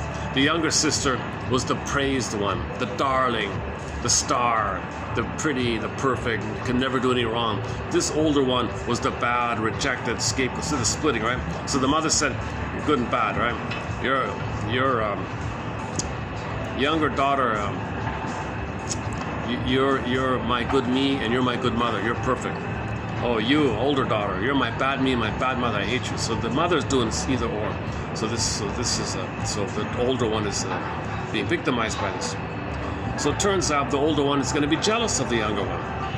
So the mother created a setup, knowingly or unknowingly, or she didn't care, where the older one's going to hate the younger one. I have always been very jealous of my younger and prettier sister. I know my mother loved her much more than they did me, that's for sure. They would nag me and harangue on me and criticize me endlessly, but nothing. She was perfect. They never touched her. Okay, she's talking. All right, finally she said, a very dramatic thing happened between me and my sister. She said that they shared the same room, right? And one day, when the older one was 8 and the younger one was 6, they had a pillow fight amongst themselves. They thought it was just play fighting or something, I don't know. And they slept in the same room, like 2 twins, right? two singles, twin beds. We slept in the same room in twin beds. So they each, oh, what is that? Same bed or separate? I don't know. So they're in the same room, whether it's two beds or one, I don't know. Suddenly, the younger one,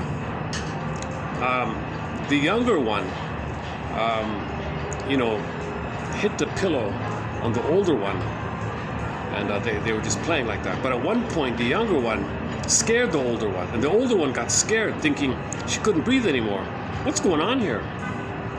Well, is the younger one trying to scare the older one?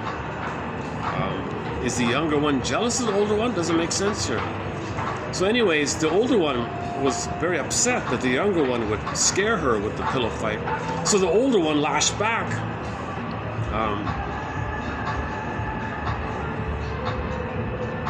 Oh no, nothing happened. No, sorry. The younger one scared the older one with the pillow fight, and the older one was having at one point was having a hard time breathing with the pillow fight or something. And the older one thought, my God, she was getting scared. So then, when it was her turn to fight back, the older one thought about, oh yeah, really? With all my rage and jealousy on you, and you did that to me with the pillow? And she thought about attacking the younger sister with the pillow. So she froze up, stared in horror, like just froze herself. She doesn't want to hurt her, doesn't want to seriously hurt her sister. She just hates her, but doesn't want to hurt her like that. Okay, and then they interrupted. The mother came in. Everything was interrupted, and the older sister didn't say anything about it. The younger sister, no one said anything about it. It was all silent like that. Okay, the therapist said, gee, wasn't that an awful thing for a sister to do? Well, it certainly was. You must have been filled with rage. Yeah, I guess so, because I really thought about, Yeah, your younger sister did that to you when you were 8. And isn't that the very age you started to get asthma attacks? Do you see a connection? Huh. You mean like, I see. So you mean the cause of my asthma is from this pillow fight thing? Maybe you're doing to yourself. Maybe you're doing to yourself with the asthma thing what you maybe thought about doing to your younger sister. But you didn't, so you put it on yourself. So you wanted to attack your sister, you're attacking yourself. Attacking yourself puts you in fear, you can't breathe, like the pillow thing, and then you get asthma from this. And you feel guilty. And you couldn't tell anybody, you couldn't tell your mother, and you were jealous about it, and your mother and your sister did that to you, and you had no one to talk to, and then so all your rage went in on yourself.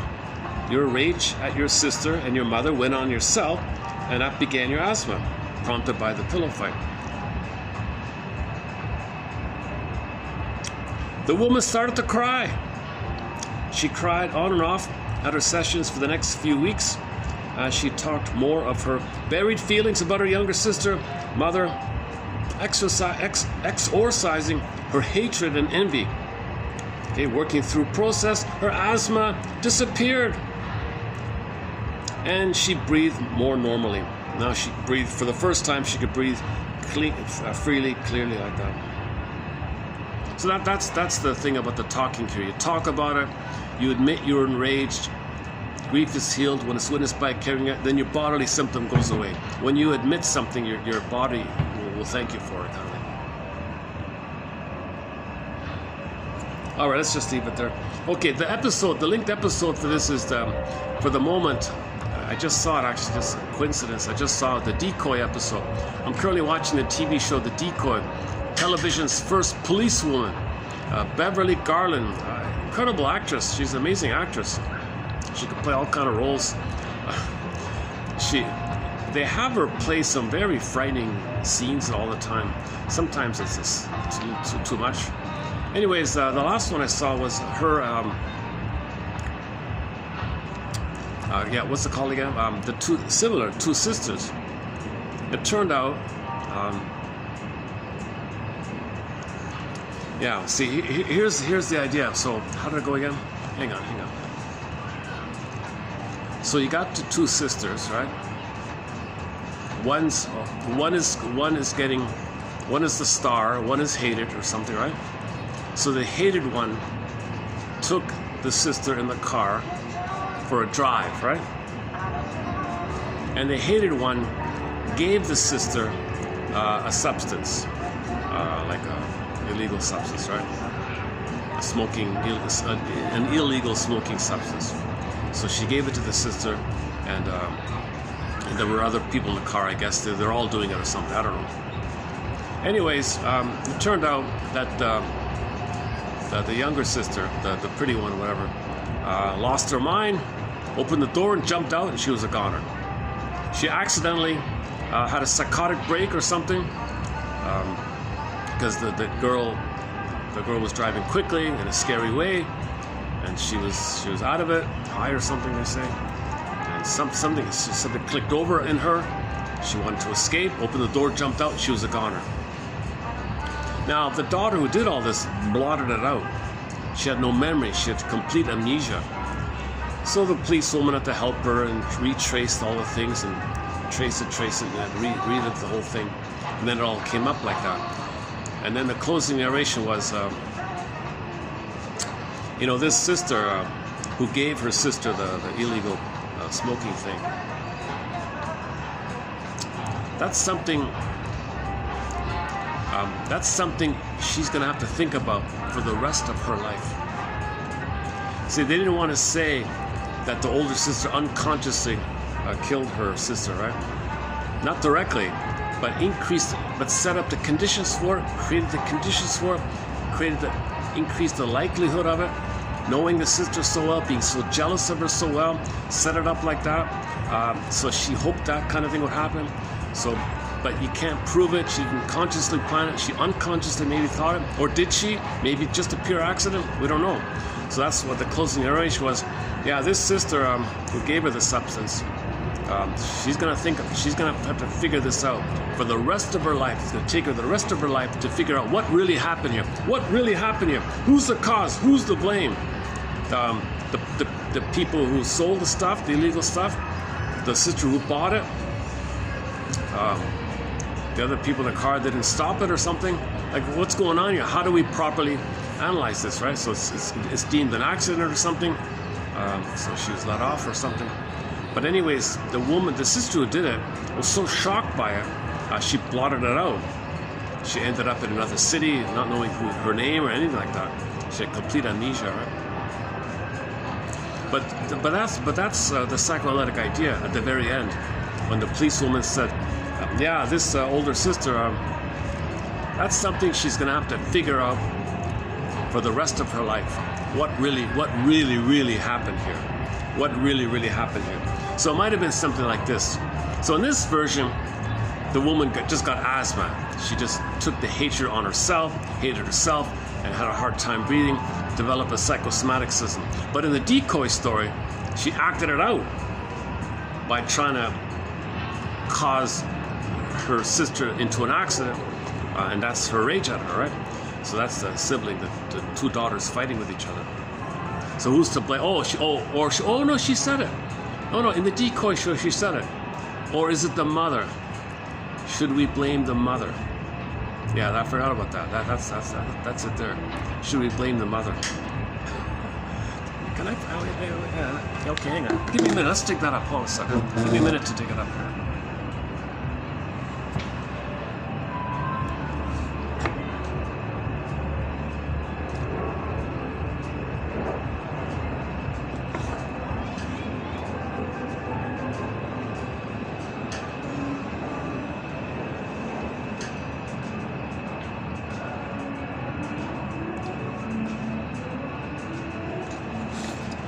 Yeah, okay.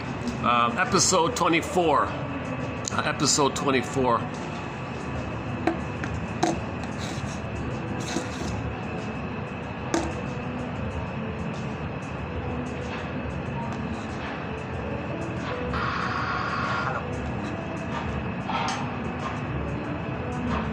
Wait for the ads here. Hold on.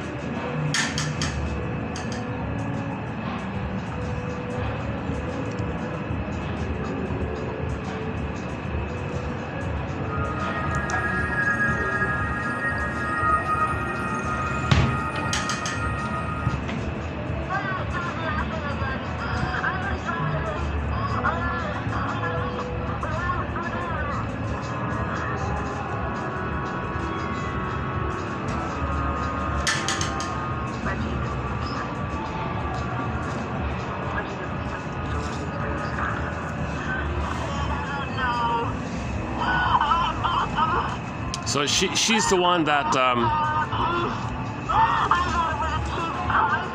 so she accidentally she witnessed the death of the sister that she hated, and she blotted out of guilt and all that. So then the narrator here, okay, here we go, here it is. My wife keeps much about the kids on the block, or the school ruining the kids. I'll let her know about the other side of the tracks.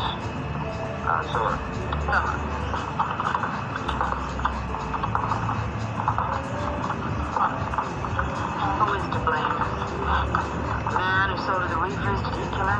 Beth who gave them to her? A mother who didn't love her? A mother who didn't love her.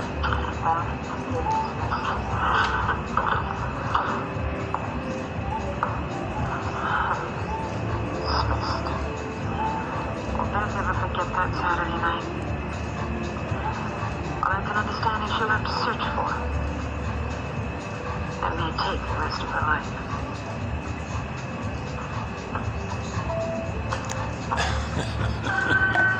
It may take the rest of her life. Lifelong analysis. That's what they say. Yeah. So they that last one there. Who do we blame for all this? Who's really the source point? Understanding, right? What's the understanding here? What's the understanding? Do we blame the mother? Do we blame the pushers? Do we blame the buyers of the substance? Do we blame her? Who do we blame here? Well, that's something she's got to try to figure out. It may take her the rest of her life.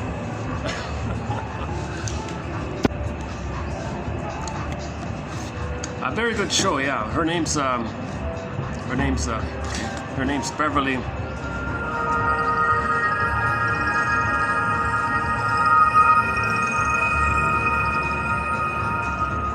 Beverly Garland. Are we going to see it here?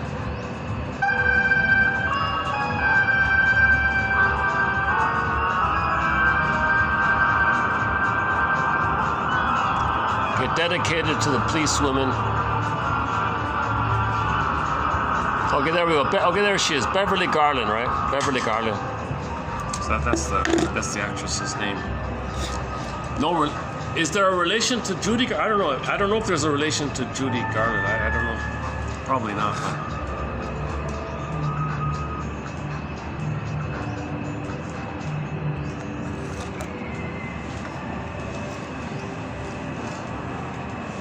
So once again, in both cases, disaster, right? The mother played favorites. One girl's good, one girl's bad. Psychic splitting. Okay. So in the mother's mind, she's defective and no good. She's special and wonderful. This is psychic splitting. If the mother does either or on the outer, that's a reflection of her inner. So in the inner of the mind of the baby, when the mother was a baby, she was special and perfect in one, heaven and all that. Okay. Mother failed at click. She's devalued, worthless, no good. Mother's a monster. So she's defective, mother's a monster. Okay, click, she's special, mother's a goddess. You got this kind of psychic structure called either or. Okay. If this is unresolved in the woman, she never healed it, she never updated it, she didn't correct it, she never mourned, she never got it to both and, she lives with either or.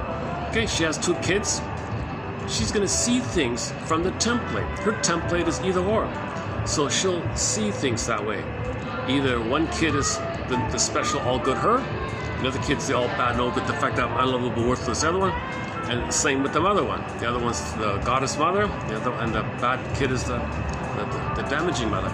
So this woman, in the quote here, did that. The older one is the all bad, terrible, dangerous, worthless one. She hated the older one and worshiped and idolized the young one. You see? So of course the 2 kids, of course the scapegoated kids, the is going to be immensely jealous like that, and that caused a problem. Now, in the quote read here, she just took the anger on herself and got asthma, and the asthma was a reflection of the anger on the daughter, which is really the mother, actually. Well, it's both the daughter and the mother, right? So the asthma story was the anger turned around in on himself, and she can't breathe because she's attacking herself like that with the pillow idea. She didn't hit the younger daughter, but she froze up in fear, but thought it and stopped herself, but then it goes in on herself, and there's the asthma. So the asthma is this one. So in the TV show one, she didn't do that. She acted it out. She acted it out by inviting her sister. Well, come for a car ride. Oh, here, take the stuff, will you? Take this illegal stuff. Gives people illusions and all that. You're kind of so sensitive and so perfect and all that. Here, take the stuff, will you? Everyone's doing it. The buddies are doing it. So they all peer pressure. So daughter's take it. She loses her mind, has a psychotic break, opens the door, jumps out, and is a goner. Now that maybe now, so it's a sort of a yes or no thing, right? Because the older daughter did this, maybe just wanted to scare her. Maybe they didn't want to go all the way like that, but it went all the way. So maybe it overwhelmed her, so she had amnesia. That one had amnesia. So the whole episode is about getting her amnesia back. That's why the conclusion was she's got to figure this out. So the talking cure therapy is you admit who you're angry at. Talk about who in your childhood are you angry at. Which parent or sibling or neighborhood or some environment, whatever. Just admit it. Just admit it.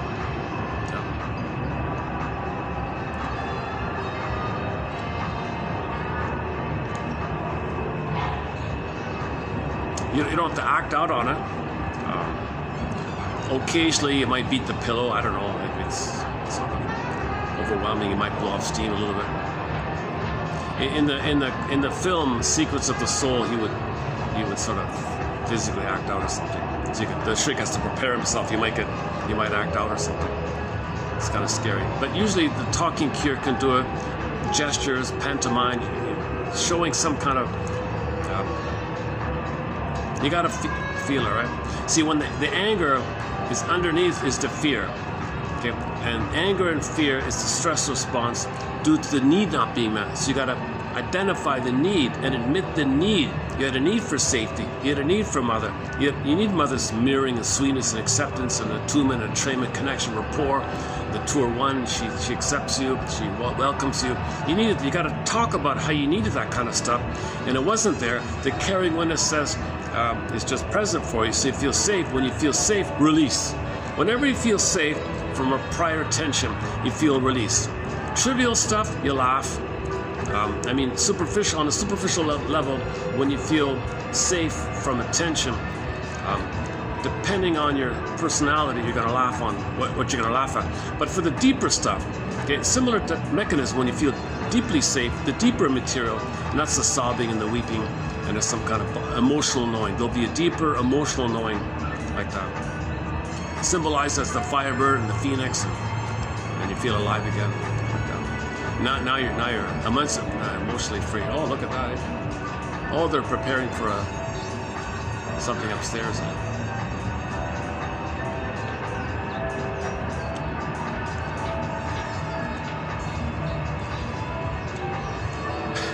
Sorry, I'm distracted. Okay, let's go on. Okay,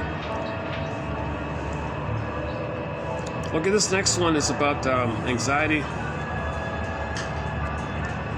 Okay, so these two authors here quote somebody who studied 50 babies under 2 years of age. In most instances where the infant refused the breast or showed other signs of feeding disturbances, it was found the mother was extremely high-strung, tense, and anxious.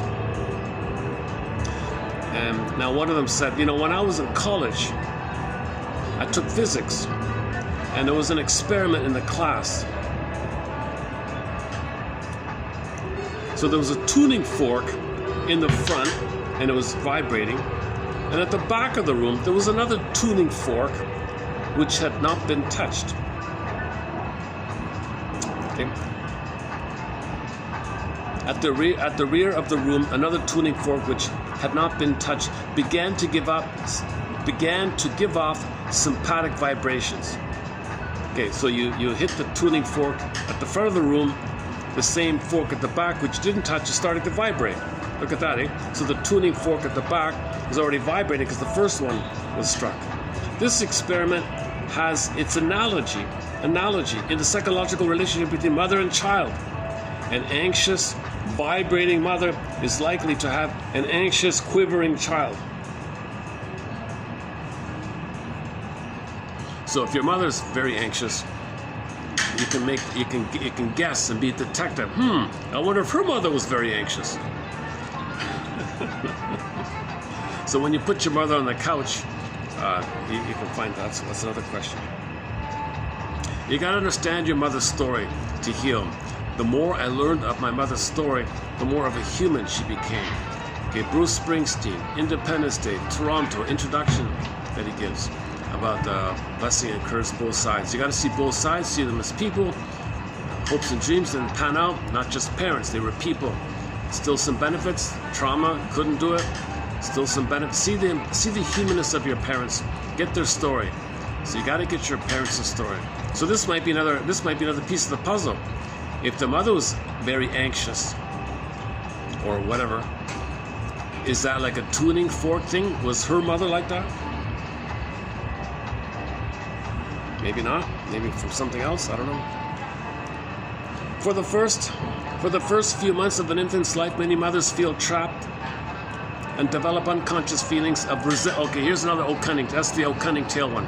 Why so many mothers are causing pain on the baby? For the first few months of an infant's life, many mothers feel trapped and develop unconscious feelings of resentment towards the baby. It's of course not socially acceptable to acknowledge such feelings. She won't tell anybody, it's her secret, right? The resulting conflict may create a vast reservoir of anxiety within the mother, which will spill over into her handling of the baby. So when the mother handles the baby, okay, and that baby grows up, she might have the nightmare images, the laces in Snow White, the handling, she's anxious and angry. As the mother becomes more anxious, her anxiety is transmitted to the infant. The infant, in turn, begins to show signs of anxiety in feeding and sleep disturbances.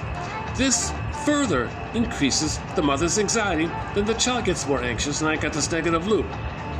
Mother felt trapped, anxious, baby anxious, mother more anxious, baby more anxious. Oh my God.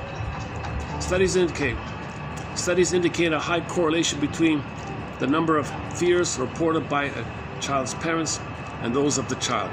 Anxiety is a communicable disorder. The skeletons in the parents' closet of fears may rattle the child. This was expressed by Eleanor Bertin in her book Human Relationships. Quote, "The ego is very frail and uninformed in the early years and lives in a state of unconscious oneness, symbiosis, with the unconscious of the parents, where it is utterly vulnerable to any negative vibe or whatever in their psychology. If the parents can handle their side of the problem, the child is free to deal with his own problems, which is the inevitable enterprise of growing up." Yeah. If the parents can handle their stuff, the child will be free to handle his stuff. He doesn't get a chance. He spends his whole life handling his mother's stuff. Okay, one here about the... Okay, I've already covered the Snow White story a fair bit. This is just a self-help take on Snow White. It has been my observation that anxiety is never caused by a particular... It has been my observation that anxiety is never caused by a particular myth or fairy tale. So this author says, you're okay to tell fairy tales to kids. It's not going to hurt them. If the child does freak out, That's because it's touching something that's already going on. When anxiety is seen within a child, I'm a little cloudy myself. Maybe it does shock the child. He says no, don't worry about it. That's why a lot of fairy tales are watered down and like that, not to scare the child. It's going to depend. Maybe discretion is. I'm not sure exactly. We don't do too much on the children. I'm not a shrink. I'm not a child shrink. It has been I'm not a shrink, period. I have not been analyzed myself. I'd love to go to I'll go to a child shrink. I want to go to a shrink. Play Joni Mitchell's song, This Flight Tonight. I'd love to be on this flight tonight and do a full analysis.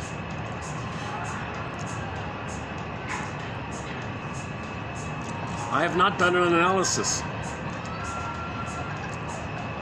So keep my disclaimer in mind. I'm not a shrink here. I'm just finding quotes that are interesting, sharing them, and on the read back, sometimes 1 out of 10. No, it's usually the case that 1 out of 10 I find might be a little helpful. This one maybe not so much. Okay, this is Snow White one. Okay, so when anxiety is seen within a child, the story, the fairy tale, struck a chord, struck a conflict that already existed. So if the child is drawn to the fairy tale, it's relating to something already going on. So story about a wicked queen. Yeah, my mother's like that. Yeah, it's bringing it up, right? A little girl, for example, might be very frightened by the wicked witch in Snow White. A careful analysis, though, might reveal that she is displacing on the witch her feelings about her rejecting mother. So the child doesn't know or realize mother's rejecting her. Here's the story about the witch. It comes up for her. It comes into her awareness. One of the reasons fairy tales have existed for so many centuries may that they provide symbols for feelings the child needs to express. They provide a target upon which the child can focus her fears. In Snow White, for instance, one sees a thinly disguised story of the natural competitiveness that exists between a mother and daughter. If there is one, so that part might come up. When a mother's own beauty begins to fade at the very time her daughter's begins to bud, the psychological validity of the stepmother's asking who's the fairest of them all is understandable. Many hostile mothers do, in a manner of speaking, put their young daughters to psychological sleep. Okay, psychological feeling sleep or something. The unfortunate young woman never really awakens until touched by the love of a young man. That's one version of it. Okay, I'm not going to redo the whole Snow White story, but yeah, there's a lot there. The dwarves are miners, unconscious, dig down gems, bring it up to consciousness. Like the fish, like the rampion, radishes, bring something unknown, valuable, bring it up to consciousness. So the miners have mined it up. So you're in touch with that within you when you're in the healing journey. So when you face that your soul is frozen like Snow White in a coffin, when you're aware of that, now you see the activity of Snow White befriending the dwarves helping her. That's an image of the healing energy going on within. Okay, the kiss idea is that when you can express from your feelings, okay, that's like the marriage like that. You wake up or something. You wake up because now you can do from the feelings. When you get the gems, when you do the mining, you feel yourself. Then that moment you can do. There's like a little kiss like that. That kiss is the masculine, means the activity. That means the masculine means you're gonna do. The doing is the prince. So that means you can do from the feeling. Mating king like that. So the prince just means you're gonna do from the feeling. Then you wake up. When you do from the feeling, you wake up. That's all that means. Another version of Snow White is, and a different take on it was Snow White in the glass box. In one version, she's awake. She sees, but can't feel. like she can't live in the world, but she can see in the world, like a glassy thing. So in trauma, we might like understand the world, see in the world, live in the world, walk in the world, but we don't feel in the world. So we feel like that image. That's one version of it. Okay, and I've discussed numerous times about the heart, and the laces, and the apple, and so on, the comb already. Oh, they're really busy up there, eh? Yeah. Oh, there must be some. Okay, there's a function. Okay, oh, I know I can't go up there. Oh, there's a private function. Oh, okay. Okay, well, that makes it easy for me then. Or maybe it's, oh no, maybe not. Okay, I'm gonna have to go up there at 5. What time is it? Maybe they don't care. 4:48. Is that it here? Okay, hang on. Yeah, that's it, eh? Okay, that's it. Yeah, D. Oh, D. Sorry, not Alan. D. D is in David. D. Sugarman and L. Freeman. So this is a book about what's it called again? Well, look up the book by D. Sugarman and L. Freeman. It's in there. Okay. Oh, that's from her anger. Oh, this is the book about anger. Yeah, I forgot about that. The book's called Anger or Rage or something like that. Anger, Rage or something. So $31.90. So go to if you want to read these, go to $31.99 or better yet, get our book. Now, if you want to continue on this topic, the quotes below continue this topic. So okay, hang on, let's take a quick 31:43. Okay, so I'm not gonna. Yeah, I don't want to read. I've done this already, so it's for your reference here. Your mission submitted for your approval and consideration. The first one's key, right? Only when the baby's search for mother is blocked or thwarted or obstructed do ingredients of hate, anger, and rage become connected to it. So even this woman here, Clara Thompson, said it. A lot of people have said this. It's from the love line. When the baby's search for mother, drive to connect with the mother's blocked, thwarted, obstructed, tension and fear, then it turns to hate. Hate is still the sizzled version of the angry version of the cry for love. Hate is the angry version of the cry for love. It's still the cry for love. You don't recognize it. You think it's something separate. No, it's still the cry for love. So.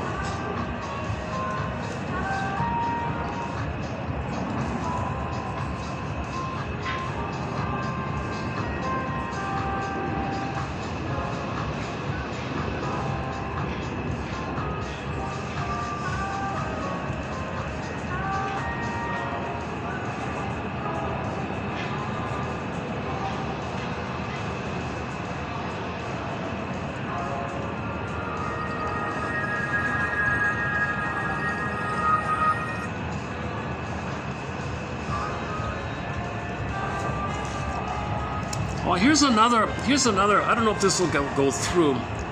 Here's another live version. I found another live version of Bruce Coburn's Call It Fill in the Blank. So let's not open that topic here, but so this is the one we played before was him solo acoustic. Here's one with a band. Just drums and bass, like a trio thing.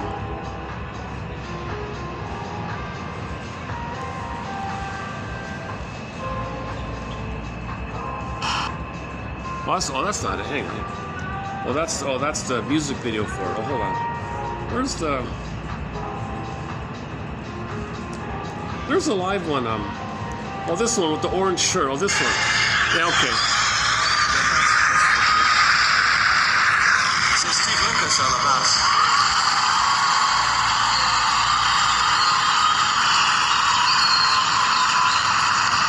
The elementary, Ben Riley.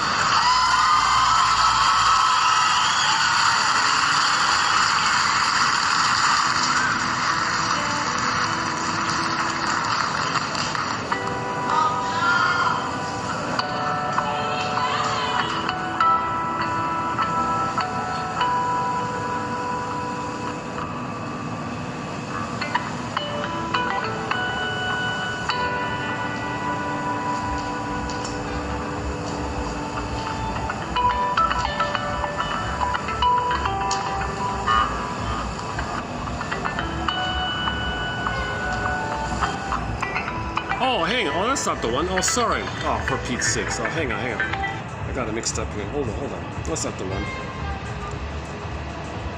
I wasn't looking for that one. Hang on. Where is it? Hang on a second. Yeah, okay.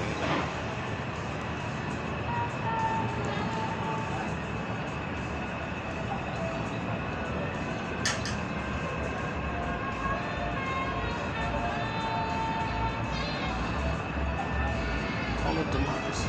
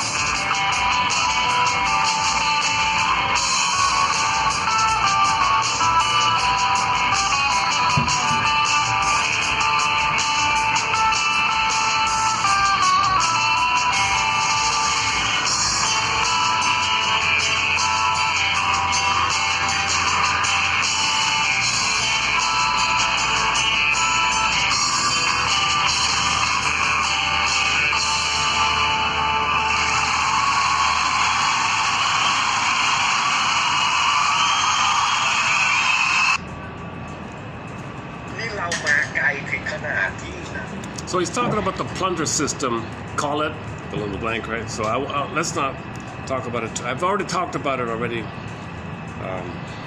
That's most people consider that his finest song, his best song. You know, I just noticed too, there's another live one. Hang on a sec.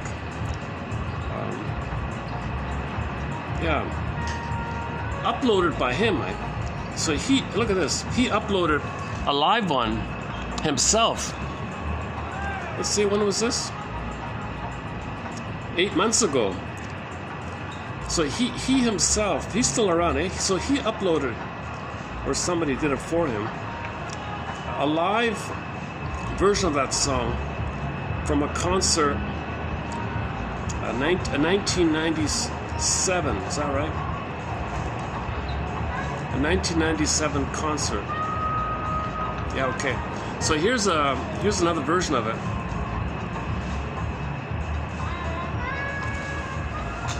Let's see.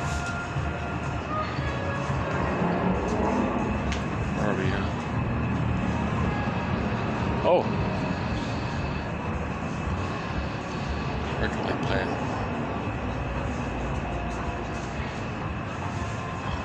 Oh. How's the lighting here if I do it here? All right, let's do it here. All right. This is audio. This is audio only. Okay.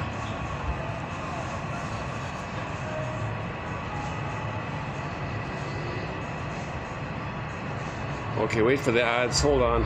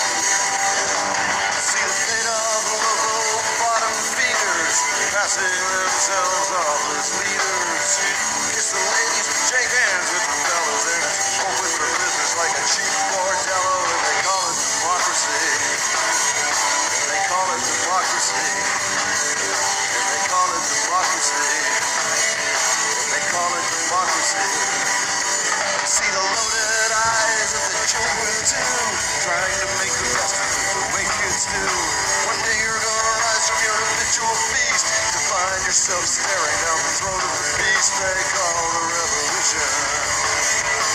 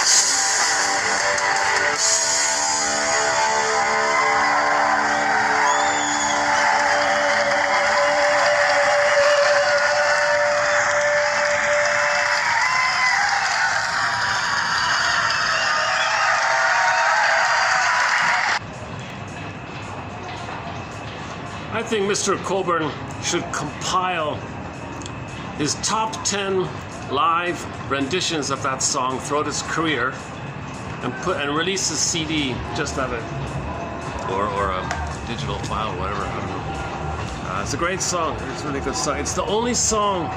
It's the only folk song or protest song, whatever, that describes the plunder system. There's more. I can't think of any song that captures the plunder system more succinctly like that.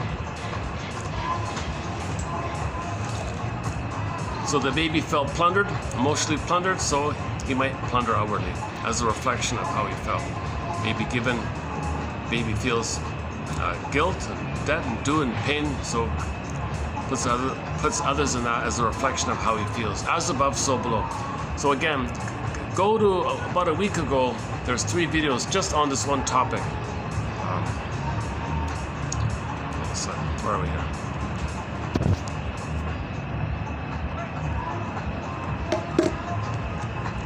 Yeah, okay, either I continue upstairs. No, you know what? All this music, even this one here, it's copyrighted. It's all copyrighted. So maybe I'll just wind down here. Any final thoughts here? My goodness. It's interesting about this sibling. That's really a clue. This issue with the siblings. If any child feels that the parent, favored one over the other, or pitted one against the other, or why can't you be more like him, or something like that, man, oh man, that's an immaturity of the trauma, the infantile issue on the parents' side.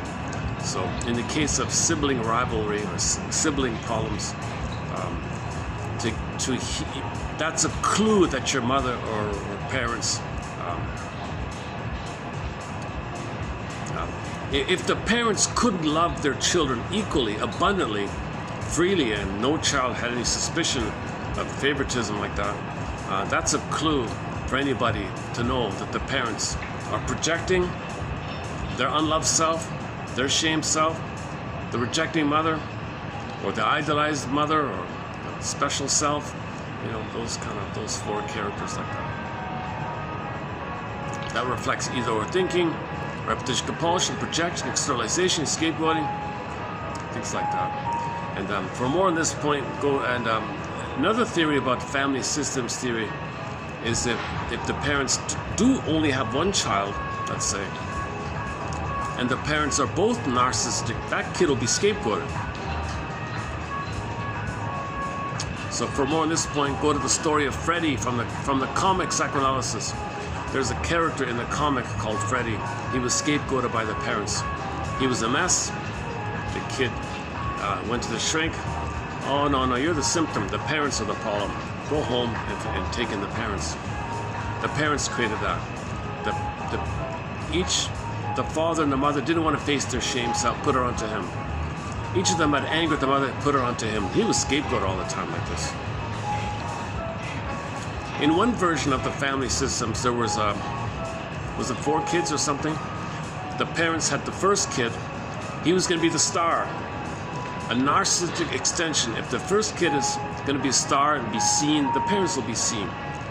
So the first kid got all the support, all the money, all the funding, everything. You be a star, you do no wrong, be a star. We're going to help you in every way we can. Be a star so we can be seen. If you're seen, we're seen. So they're going to be like a narcissistic extension of them.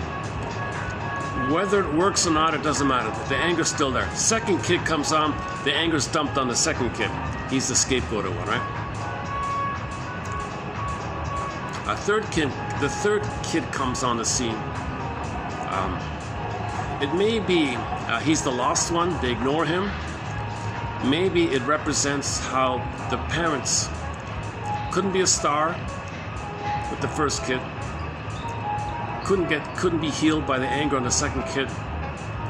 They want to be free somehow. They ignore the kid. The third kid is lost. He's kind of like ignored. That's the parents' wish to be free from the mess. So the kid is playing their fantasy autonomy. So the parents want to be free.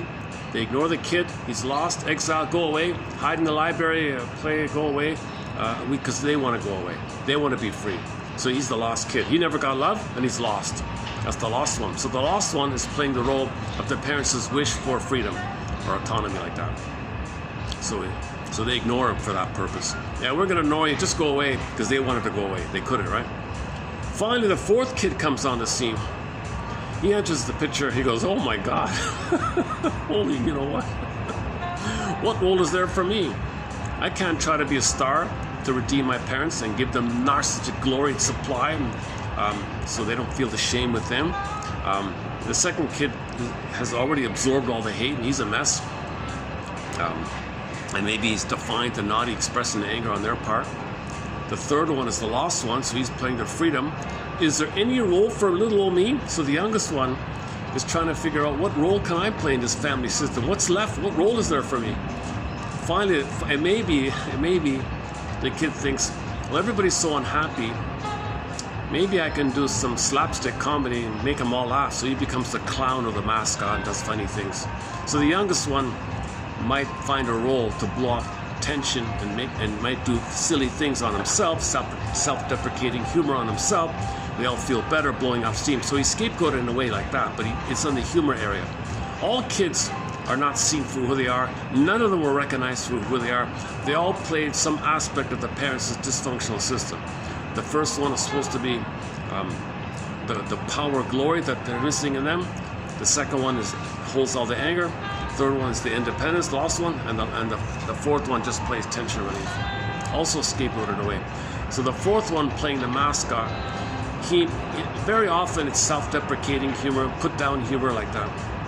So the parents might feel some relief, they leave them alone, makes everybody laugh or something. That's just one theory like that.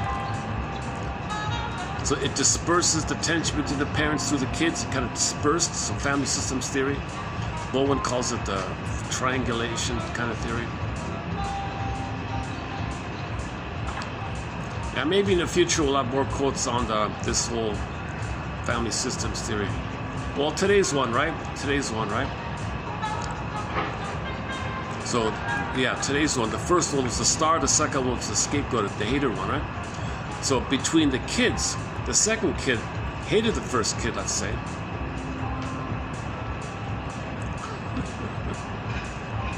Or maybe, oh my God, what about the youngest one? Let's say the parents laugh by the antics of the youngest one, and the top three resent that, and they may gang up and pick on the youngest one. Oh my God. So the three of them might gang up and on the poor youngest one, right? Now they don't want to hurt the youngest one, so they just might take the dysfunction onto themselves and get an illness. So the first three will get sick because they're, you know. Or in the case of the decoy one, they might unconsciously orchestrate an accident for the youngest one. That's something they would have to analyze for the rest of their lives, she said. Should we play that again? Hold on a second.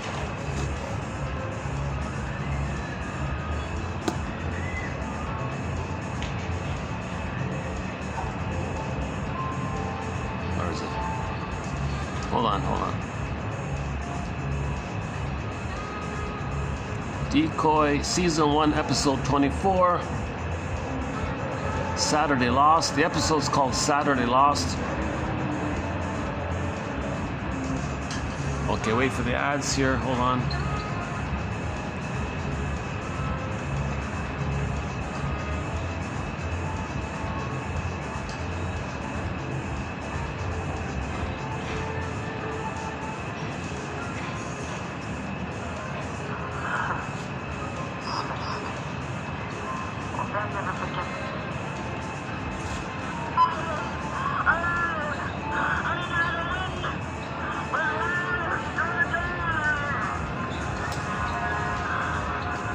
So that's the real. So they replayed the scene of the car. So they restaged it. So it brought her memory back. So that's how it all came out. Hold on a sec.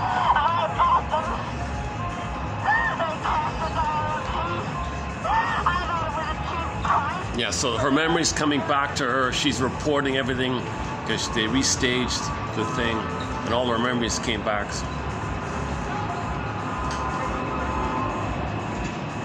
Wow, Leave her home. Oh, if my wife kicks once about the kids on the block, or the school ruining the kids, I'll let her know about the other side of the tracks. So look.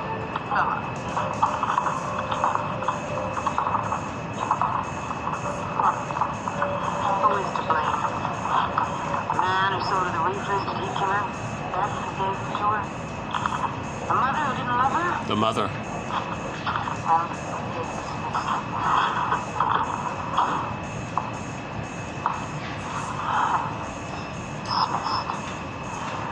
I'll never forget that Saturday night. I can understand that she'll have to search for it. And may take the rest of her life.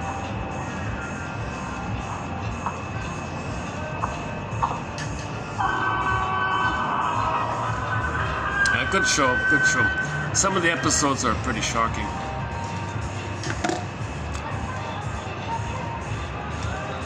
She a lot of versatility. She'll play in some episodes she's in high society, you know, solving the very high crimes up there, and way at the bottom, those ones. My goodness. The cinematography is excellent. Like the filming and the camera work is really spectacular. Like really spot on like that. Storytelling's good. It's only 25. Each episode's only 26 minutes long. Look at that, eh? Like 25 minutes, like that. Good little stories that only ran for one season. It's similar in quality to Track Down, another good show called Track Down. We talked about Jodie in that one. And unfortunately, with Track Down, not all the episodes have been uploaded, only a few of them. Luckily, with Decoy, they're all on there. So I'm about halfway through, I think, season 24. Yeah, in one of the episodes, they did a mental health episode actually. Recently, yeah. In one of the episodes, I forgot about that. There's so in Stony Brook, they had a guy with Asperger's now picking on him like that. They did a similar kind of thing here. There was a woman who had a breakdown or something, went to the hospital. So everyone would assume that she's dangerous or dumb, or so they pick on her like that. Then she was a convenient front fall girl for the people behind to frame her for a crime. So everybody assumed it was her, and all the other people assumed it was her because of her history, because of her mental breakdown background. So entered the policewoman. She solved the case and said to these people, next time, leave it to us pros. We solve crimes with proof, not prejudice. Because they were all prejudiced. So the mental health girl was innocent, like that. And she said to the camera, if she's coming to your office looking for a job, come on, give her a break here.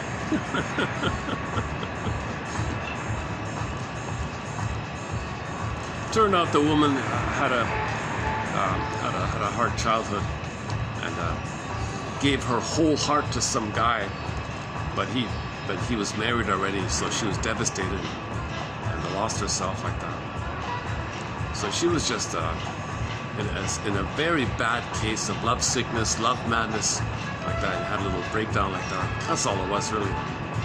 But she was, still. It does reflect that the mother hurt her if she has so much hope on a man to give her the ticket to paradise like that. But he was just using her as a mistress. She didn't know it. She thought it was a real thing. She found out he was married with kids, freaked out, and yeah, she had to go away for a while or something. Anyways, later on, she gets the job at the place, and it's not clear if the boss hired her knowing that he can do the crime and pin it on her because of her background. But anyways, his assistant did directly frame it so that it make it look like that she's the guilty one, and the guy who did the crime would get away because everyone would be prejudiced against this woman, right? So, and he did it in a way to increase the chance of making everyone believe it was her. Even the policewoman wasn't sure for a while. But no, get the proof. Get the proof. How does the line go? We solve crimes with proof. Proof. Not prejudice. You can't solve a crime with prejudice. Come on. That's one of the episodes in there. So it reminded me of the Jody one. Go to Stony Brook, called Jody. That's a really good one about Asperger's. Jody. Oh, this music you're hearing above is copyrighted. If you notice any skips in this video here, it's because most of this stuff's copyrighted. This techno thumping thing here.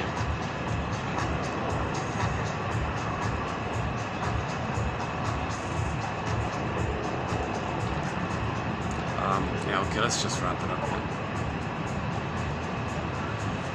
Any final thoughts here? Yeah, yeah, okay.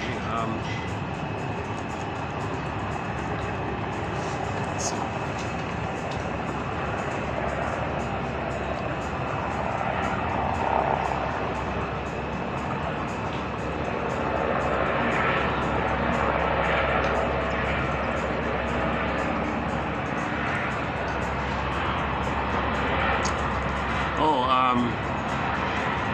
In the comments, okay, there's not much in the comments section. There are some celebrities in these episodes in their earlier state, not too many.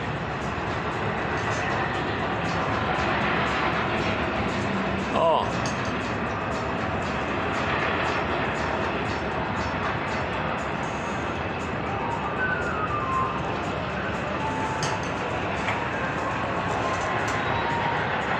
Another helicopter.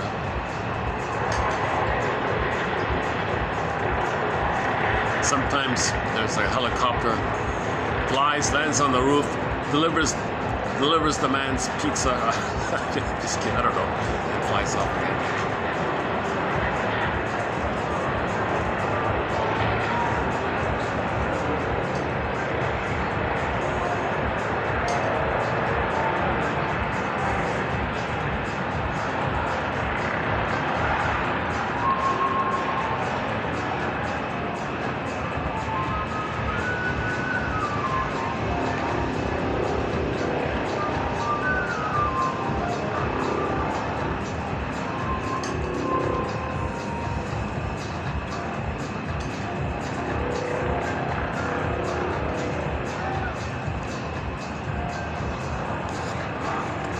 And this is the quotes we just discussed in the past two videos came from this book by a journalist lady, Lisa Phillips. So we posted two quotes from this book called Unrequited Love, of course. The Thinking Woman's Guide to Romantic Obsession. So she uses the French term called mad love, called amour faux. I have no idea how to pronounce that. According to the phone, the proper way to pronounce amour faux, you gotta have like a husky, husky kind of vocalization to pronounce it properly. Amour faux. I can't do it. I really can't do it. Okay, I'll tell you what I mean. Hold on a second.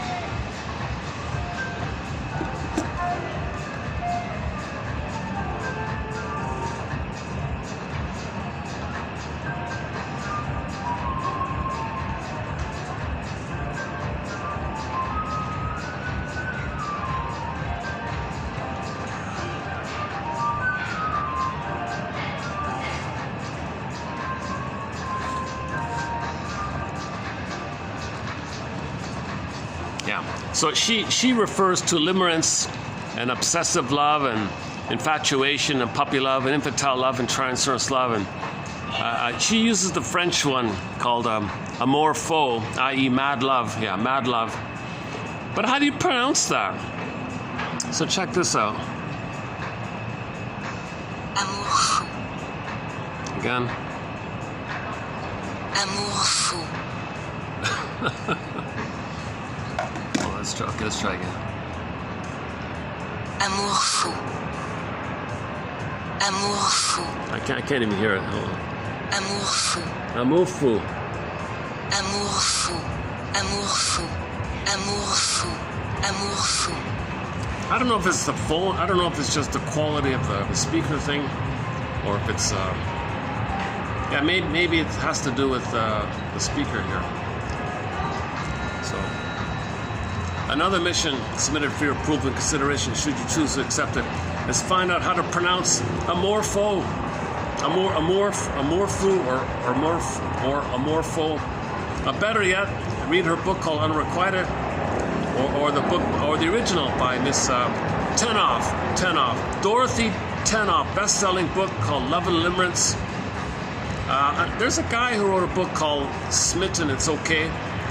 Bellamy, called Smitten, That's Okay. We posted a couple of quotes from that book. That one's okay too. And so those three. So check out the past two videos if you're interested in puppy love, infatuation, spellbound, just one look. You know, we closed up yesterday's video with Sissy Houston's cover. So Sissy Houston is Whitney Houston's mother. Sissy Houston's cover of Be My Baby. We closed up yesterday's video with that one. And we played Rick Santos' song called Lovesick. And there's a lot of songs in there. We could play Fanny's cover of Ain't That Peculiar. Of course, Dan McCafferty's Love Leads to Madness. Most of these love songs are about this. Well, I guess I should wrap it up here. Today's I feel very how do I feel today? You know, the temperature cooled off, so I'm feeling the triggering of suddenly things are cool. There must be some unconscious a flood of memories associated with this weather. Maybe this temperature triggers times in my childhood with this temperature. Maybe there's something going on. I feel a little more, I don't know, a little more euphoric, a little more youthful or something. I feel youthful today. I feel both youthful and confused, young and confused.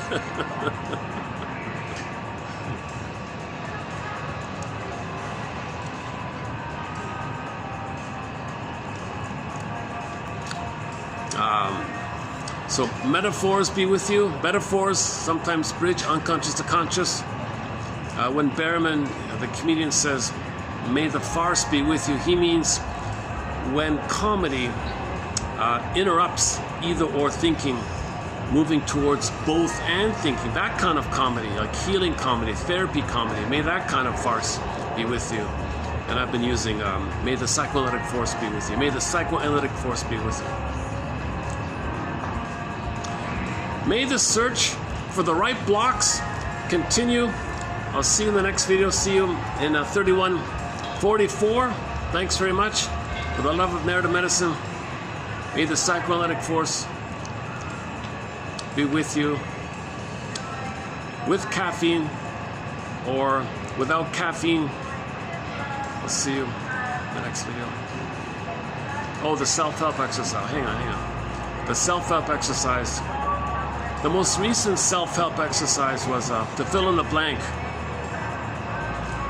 I no longer fill in the blank. In reference to how dysfunction means you hope for a better childhood past. In that context, can you fill in the blank? I no longer. Okay, a work in progress on that one. Let's see if we can update that one. Okay, so we'll update limerence, the humor, psychology of humor, psychology of romantic love, and psychology of the psychosomatic symptom. I'm not a doctor, so that's always a tough area.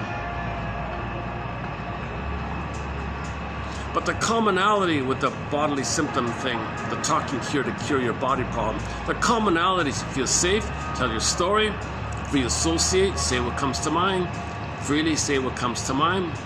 You know, there'll be blocks. We'll notice the blocks. Talk about the blocks. Pause. Just keep going. It's the process to make the unconscious conscious. Psychoanalysis looks for an egg in a basket that's missing. Okay, so first weave the basket. Try to now know, construct, find the right blocks, weave together, piece together, remember, oh yeah, well, back to the labyrinth quickly. So when we do the quote-unquote second journey, hero's journey, this midlife audit, this midlife examination period, searching for the right blocks, you're going in the labyrinth, so you're searching for something about you that you don't know. First, one of the mini labyrinths is the someday complex. Someday. Okay? The other one is the guilt one. Okay, you're not guilty, but you believed it. That's the labyrinth of the guilt complex. Okay, the money complex. How money is an extension of the battle with the mother, called money neurosis, or being a money neurotic. On this point, Edmund Burglar's our key author here, from his excellent book called Money and Emotional Conflicts. So the issue with the mother, the breast mother, you carry it and you swoop it over to the area of the money, and money's like the symbol of the breast, and all your issue with the breast is with money now. So the greed, and the anger, and the avarice, and stinginess, and all that stuff. So yeah, that's another one. Okay, another very important one is the both and. Okay, the paradox. Okay, both and.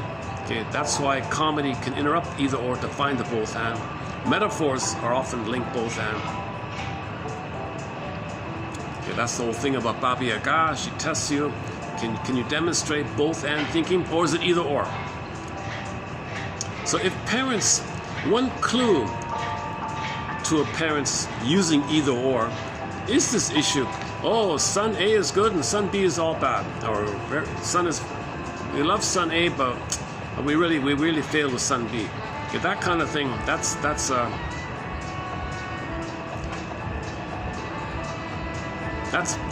those parents who discover this, it's meant to know that what that they created on the outer a reflection of the inner. Their inner mind is dealing with either or.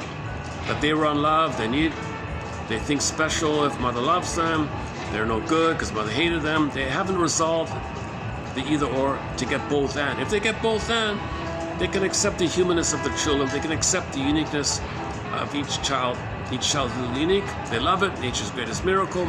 The odds of any person, any child being here are 1 in 400 trillion. Nature creates this thing, part of the field, they say. It's a natural, nature's greatest miracle. Everyone's here like that. So can parents appreciate that? Okay, Gibran's poem, Life's Longing for Itself. The children come through you, and you're the guardian, provide and have a pleasure for that. Yeah, I'm surprised at that quote today about the woman resenting the idea that her freedom is lost by staying at home. I can't believe it. Unbelievable. See, maybe the mother felt claustrophobic herself. Jonathan would say, well, maybe in the birth canal she was stuck and felt claustrophobic. Has to be, I feel claustrophobic. Maybe something like that. Or maybe her childhood was restricted and she thinks that she transfers the restricting mother onto the baby. Baby, you're restricting me. Mother restricted me. So I hate this, so back off, baby. She wants to say back off, mother.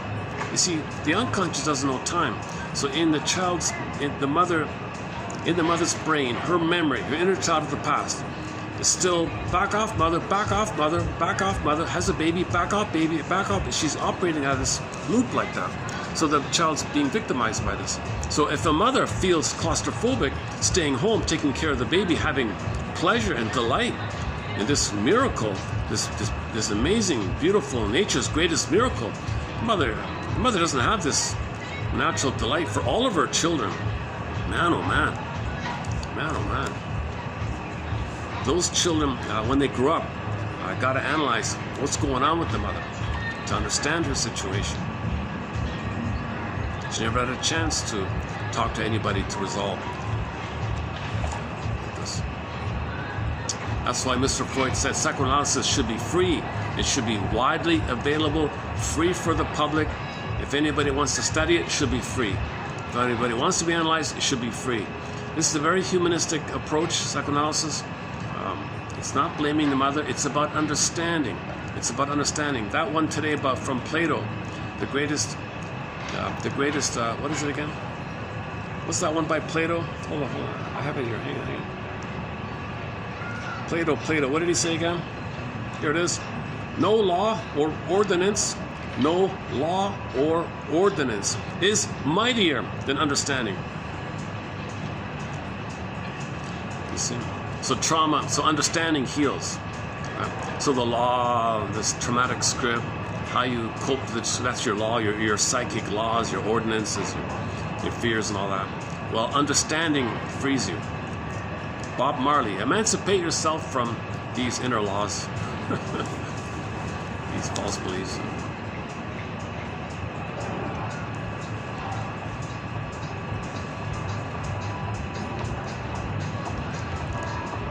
The only upright man is he who knows his shortcomings. Oh, here's the one. Oh, here's the quote coming up from the Decoy show. So she found the criminal in the office. Everybody's freaking out. She said to the people in the office, "Oh, relax, don't be alarmed. I'm a policewoman making an arrest. The next time you're involved in a crime, leave the detective work with the pros. We solve them with proof, not prejudice." There's one woman who was really haranguing back to the woman who had a nervous breakdown, and everyone thought she committed the crime because of her history of mental illness, quote unquote. So everyone assumed it was her. If she spent time in the loony bin and there's a crime, everyone directly put her on her. And so she was a convenient cover, and maybe they hired her for that. That part we don't know. But the guy who did it definitely framed her. Her colleague, this silly guy colleague, who was in cahoots with the boss. So the boss and the colleague wanted the insurance and all that. So they committed a crime knowing that she'd be blamed for it. And by coincidence, some personal things about her kind of was used against her, like her past and her possessions that she had and all that.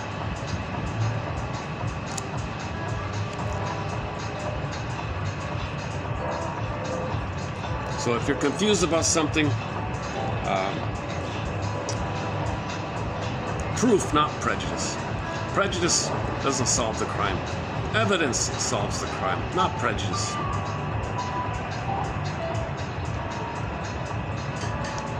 Youth flatters itself, believing it can get away.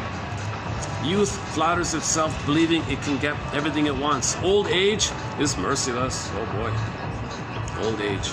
That's the pigeon joke, yeah. So after midlife, you can't deny it. You're getting older. You get these. You show signs, wrinkles, and bags under the eyes. You're getting it.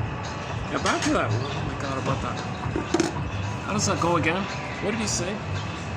There's a guy on YouTube. He said, what did he say again?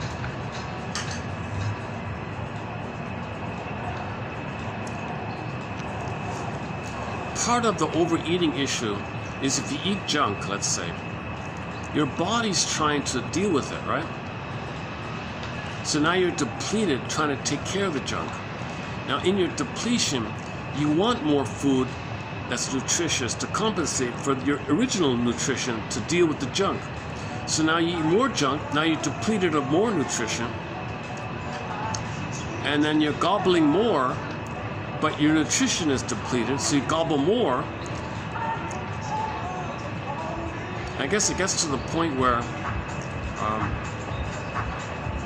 you're using your weight, your overweightness, or your obesity or whatever, as a form of stability or safety or something, like a teddy bear or something.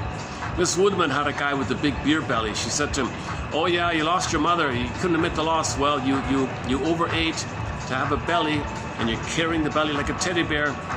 In effect, you're carrying your mother with you everywhere you go. Food is mother. You gobble all the food, and you feel this comfort of the big belly. And that's because you couldn't mourn. The stress, you couldn't mourn. Gobble the food. Food is mother. Overweight links you to the mother because food is in the unconscious. Mother and the food are so close in the unconscious. Are very closely linked when the baby's nursing. Mother, baby nursing. There's the mother and there's the milk. It's kind of so blurred up, right? So when the guy's mother disappeared, passed away, he freaked out. "Where are you? I can't let go. I can't let go. Give me food. Give me food. Give me food." He had a bursting belly, a huge, massive beer belly or something, and he's to the maximum pain or something. And then he went to the shrinker lady, help me. Well, I can't stop eating. I've got an obesity issue here. Well, that's because you didn't accept the loss of your mother. Really? You're still holding on. You're using food as a symbol of her. Your big belly is a symbol, caused by the food, the big belly. Now the belly is a symbol of the breast, or the mother, not the breast, the mother, to hold on to this outer thing that you created as a symbolic link to the mother. You can't let go of mother. So you're using the belly, the big belly, as a teddy bear in effect. Something that links you to the mother, reminds you of the mother, symbolic of the mother. Something like that. I forgot, that was a long time ago. We do have a thread on emotional eating. Our lead author is Roger Gould. Roger Gould, in his book called Shrink Yourself. He means analyze yourself. Put yourself on the couch. And on the front cover of the book, you see somebody on the couch, shrink yourself. Roger Gould. So let's continue this.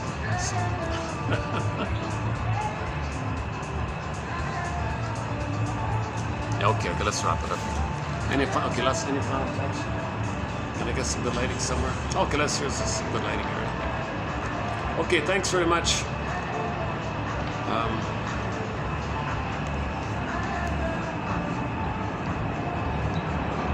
Oh, it's nice and cool outside. Look at that. Yeah. Another plane, eh? Oh. Yeah, tourists see, I noticed a lot of, in the 2 hours I've been, or almost 3 hours I've been here, I guess there's been about, 5 planes passing by.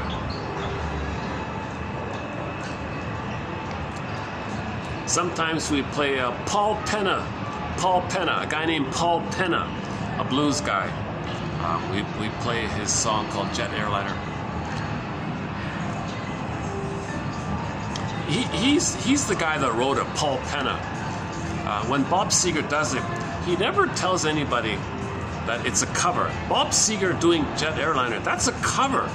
Bob Seger, all that time, all that money he made, that was a cover. The original was Paul Penna, Jet Airliner.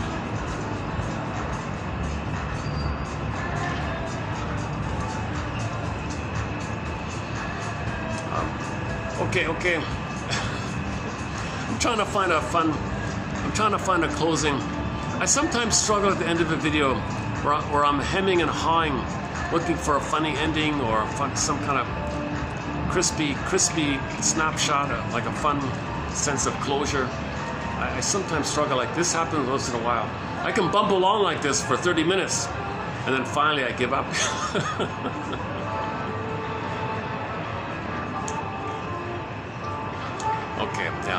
So let's just give up here.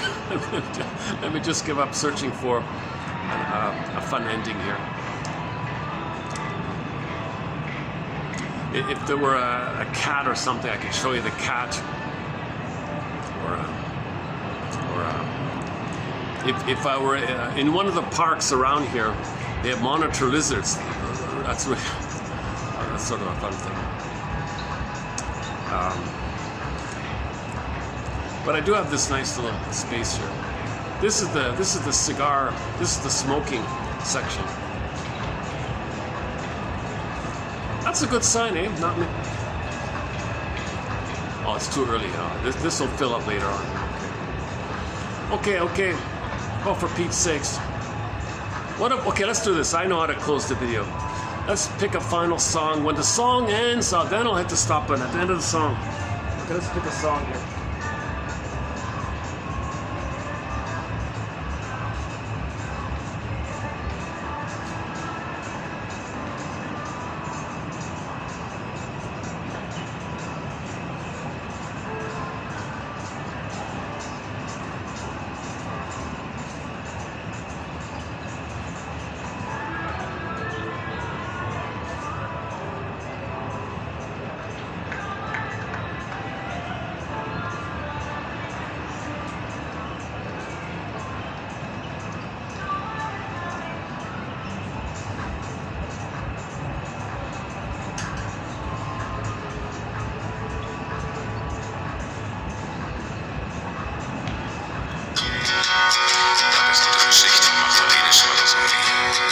Doch es noch schwer vieles enthält und vieles Gebirge.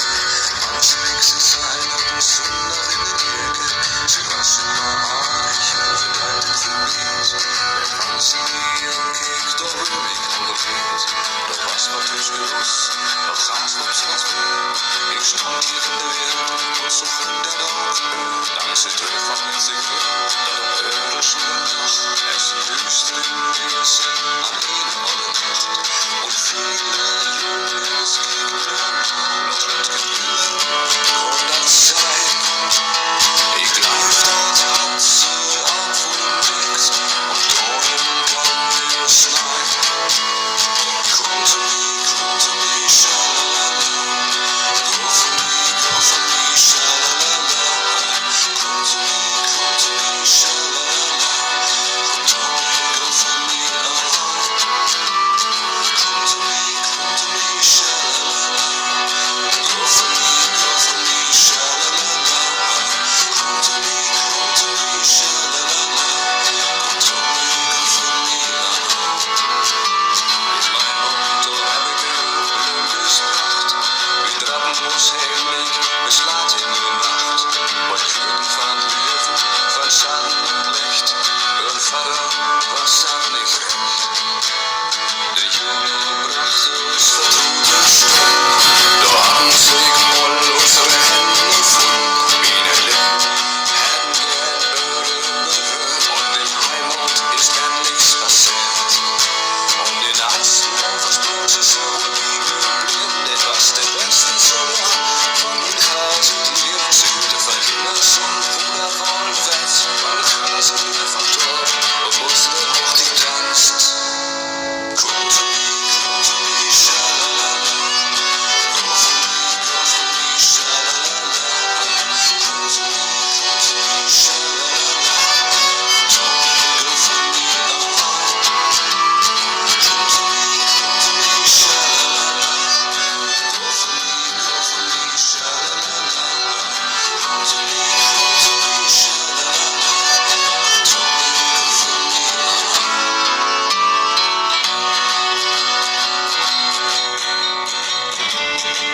me,